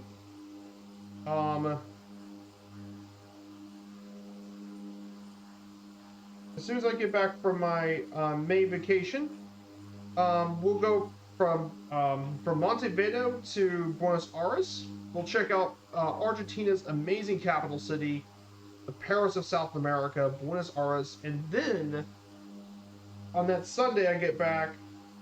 How about we guys go to the bottom of the world at Ushala? We'll make our way over there and to prepare for the Patagonia jet flight, the fighter jet flight in Patagonia. It's going to be an absolutely amazing. I've been looking forward to that for a long time.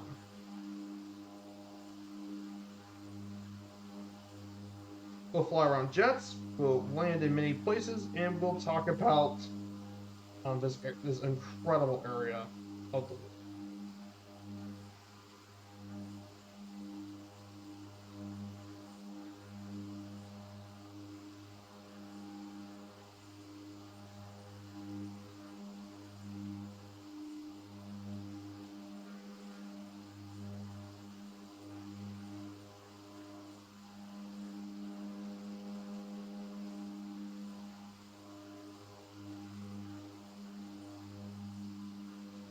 I've been looking forward to doing all this sort of stuff with you guys.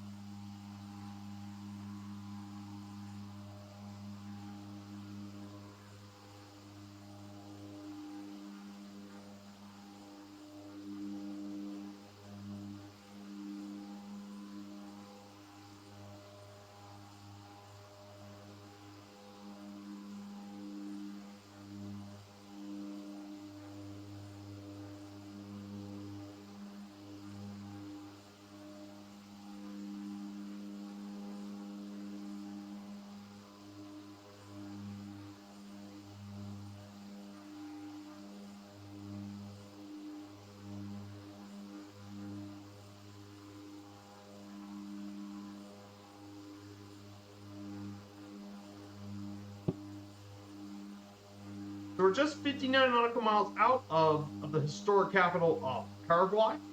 So, Merge just posted next week's sort of content. So we got the IFR course again on approaches. On different holds and missed approaches. From Shannon over to Dublin. Should be nice. More flights and news on Wednesday. And then the second part of the Bremen flight. In the 737 from Keflavik to Nar-Surzak, which I did visit back for my DC-3 around the world trip.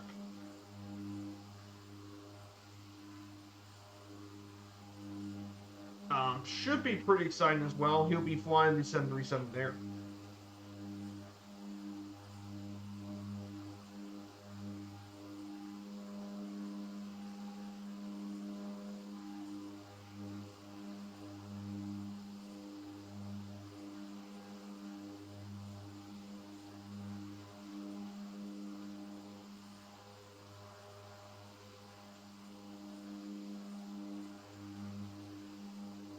Should be some fun approaches to there for sure. It should be a beautiful flight. Greenland is a very beautiful country, and we did do some flying in Greenland, and it's a prettier. Does not get enough credit. Does not get enough love in the sim. In real life.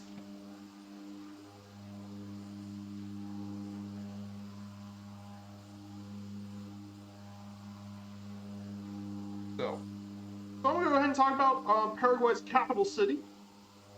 Oh, nice. Yeah, if they don't change it, we'll get the new city update. I'm not going to get the local legend, but I might download the city update for a bit. So let's go ahead and talk about Paraguay's historic capital city of Asunción for a bit.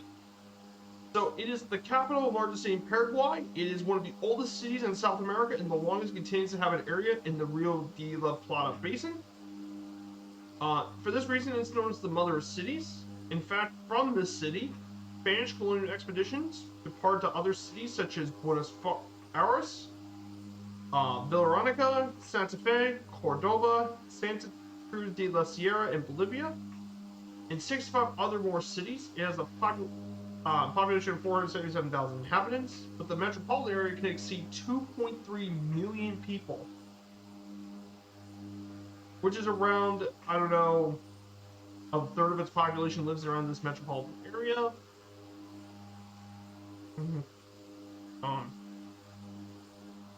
It's a gamma level global city. It's a chief of the home national government, principal port, and the chief industrial, political, and cultural center of Paraguay. It's also the headquarters of CONMEBOL. The South American Football Confederation is its main headquarters. And it's among the cheapest cities in the world for foreign visitors, and the third safest capital in Latin America behind Buenos Aires and Santiago. So yeah, it's surprisingly a pretty safe city to visit for South America, of course. Very cool place, very rich history.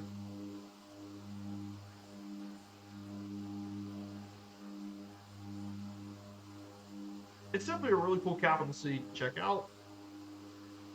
Some of the landmarks here in the city include the Palacio de la Lopez, one of the most iconic buildings, and probably in the country is the presidential house, named after the former leader of Paraguay, Francisco Solano Lopez. Then you have the Casa de la Independencia, the House of Independence, where Paraguay declared independence from Spain. And the Cathedral Metropolitana de Nuestra Señora de la Asunción, the latest version of the original cathedral that was built in 1845, is where it is now. And of course, the main airport here is Silvio Pettirossi Airport.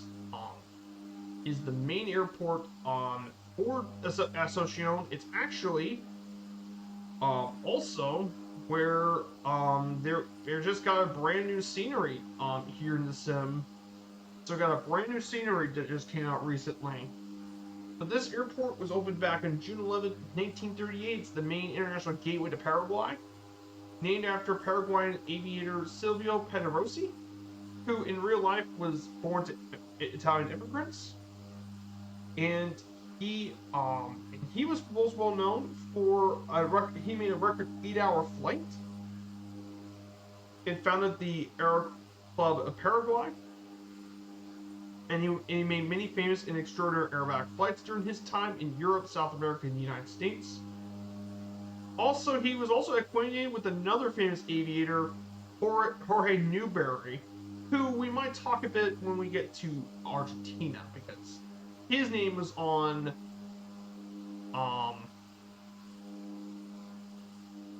and he's actually got the name of an airport, one of Buenos Aires' main airports. But however, unfortunately, he passed away in 1916 during an inverted loop. But he's still a legendary figure in the aviation community in Paraguay. It was reconstructed in the 1960s. Currently, its runway is 11,000 feet as runway 0220. It serves as the main international hub for Latin Paraguay and Peron, as well as sharing some stuff with the Paraguayan Air Force. And destinations include Buenos Aires, Madrid, Bogota, Sao Paulo, Panama City, Lima, Santiago, and Ciudad del Este are all the places where this airport kind of flies to here in real life. That concludes the notes and slides for our trip in Paraguay, guys. Hope you guys enjoy it. This flight. Got to learn everything about Paraguay today. Get outside and let's go ahead and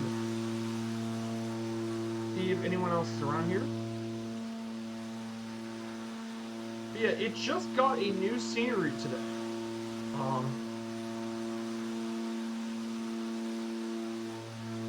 From Tropical Sim, they released a brand new scenery for this airport.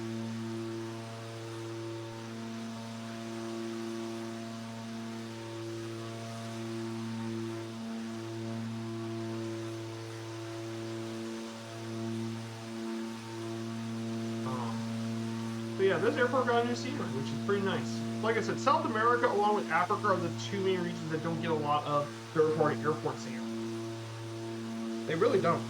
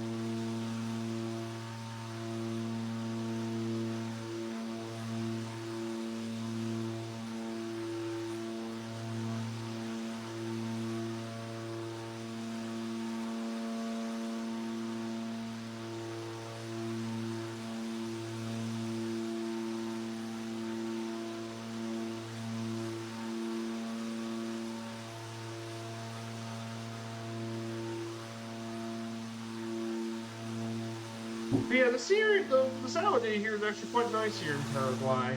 But yeah, the scenery in Paraguay is nothing to write home about compared to Brazil, and even Brazil has some really good scenery and stuff. But Paraguay scenery just isn't super memorable. So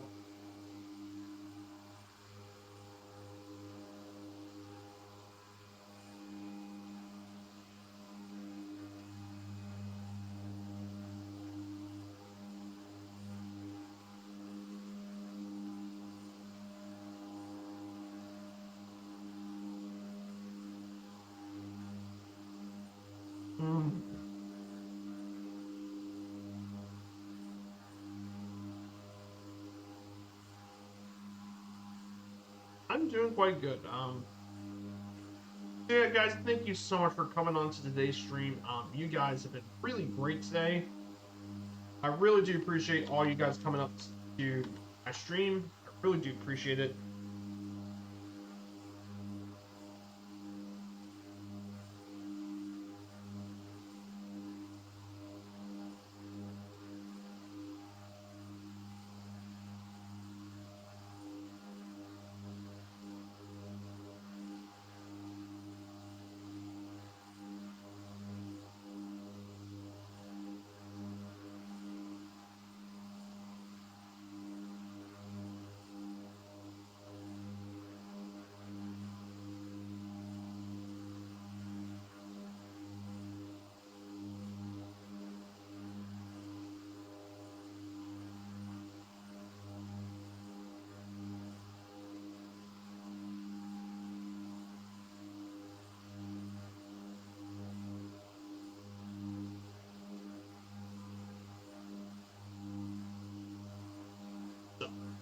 I do appreciate you guys being here.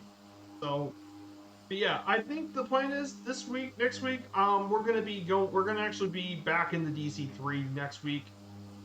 That's because when I get back with the 777, I'm gonna do a 777 flight. Assuming if the 777 comes back by the time I return back to vacation in May, I'm gonna definitely do a 777 flight from DFW over to Pittsburgh. It'll be a bit of a longer flight, but it'll give me plenty of time to learn the 777 and her systems. And I think flying from there would be a pretty nice flight from Dallas to Pittsburgh. And get used to the 777, how she flies. Plus, Pittsburgh would be more than large enough to hold a hub, to hold it there. Here's the thing, though. If our West US hub was in Reno or not, and not at Tahoe, I would have actually instead would have done a flight from Everett to Reno. But you know, you get what I mean.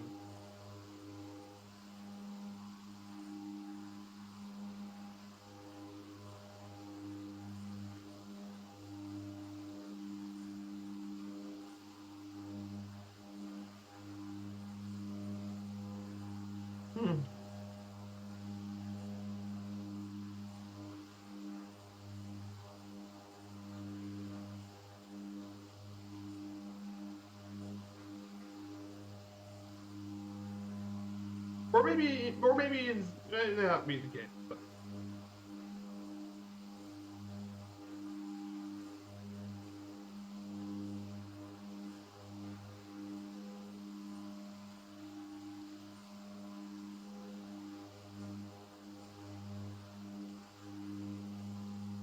yeah, here's the Paraguay River. We might see the Paraguay River coming up. That's one of the main rivers that the Rio Paraguay that goes through much of the country.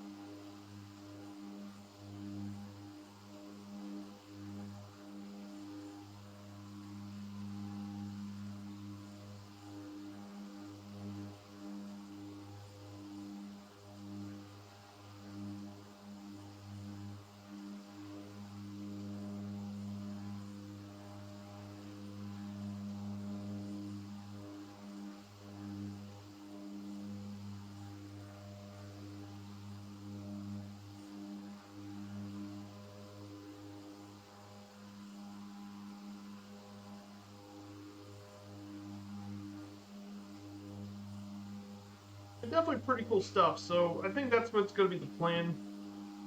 Yeah, I just wanted to do more DC-3 flights on the channel, so I thought that would be a good win.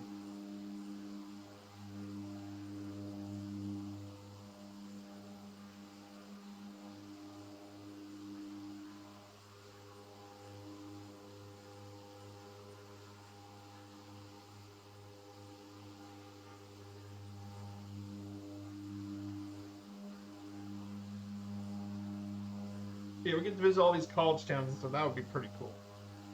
But yeah, what I'm planning to do maybe is do a whole series of different college town stuff I would like to do on several Wednesdays. For example, for like I check out some big towns in the Midwest. Maybe I could do another one with college towns in the South, starting from Baton Rouge.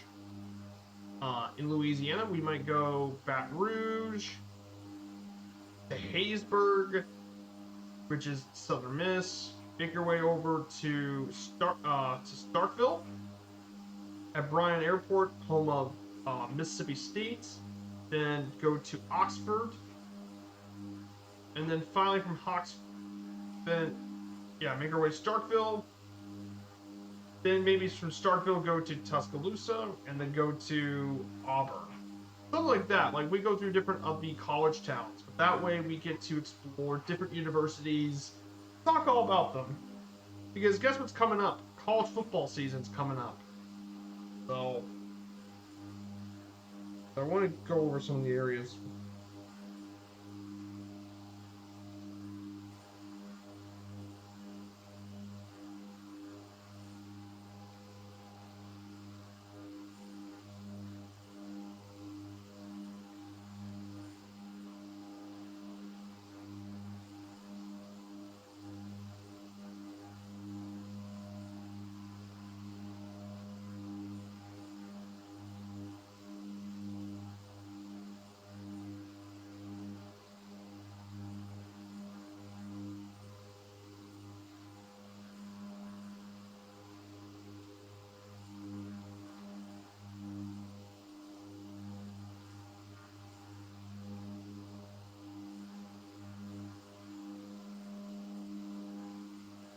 So here it is, Silvio Patricio Airport. Here's where we're gonna end up today. Once we land down here, we'll go ahead and find some parking. And we're gonna go ahead and land.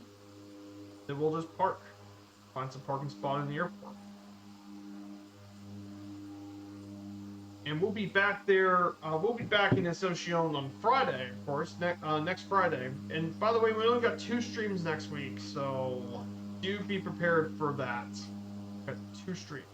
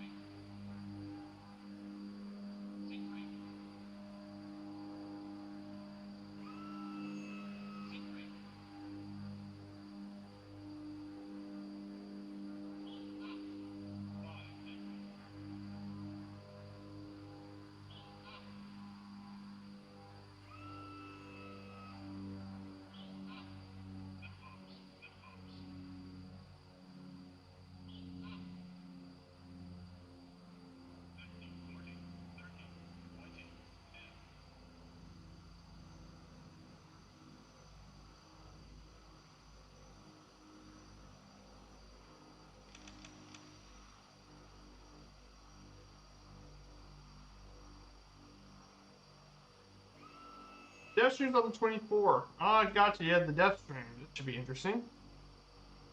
Wonder what they're gonna do on the 24th, probably. Typhons. We just made it over to Asuncion, South America.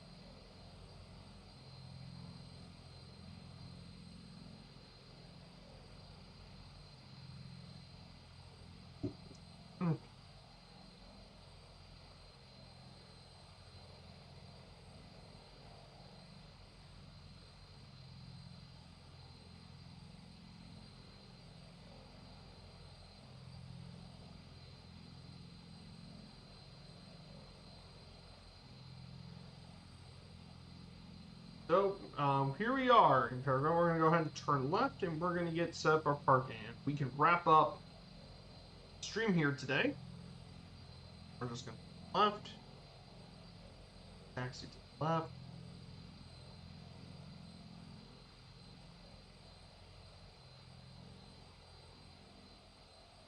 And we did make it over to Asuncion.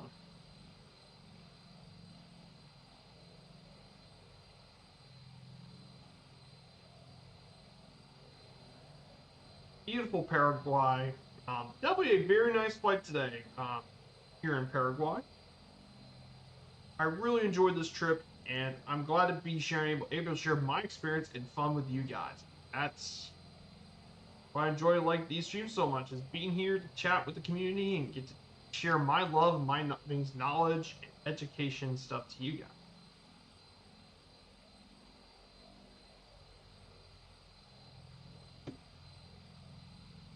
Okay, and I'm just gonna go ahead and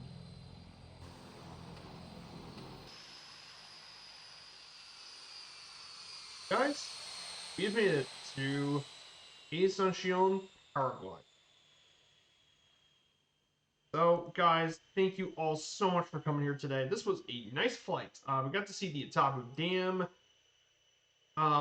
Like I said, the scenery wasn't really the greatest here, but to be fair, Paraguay is not really known for its mountainous countryside.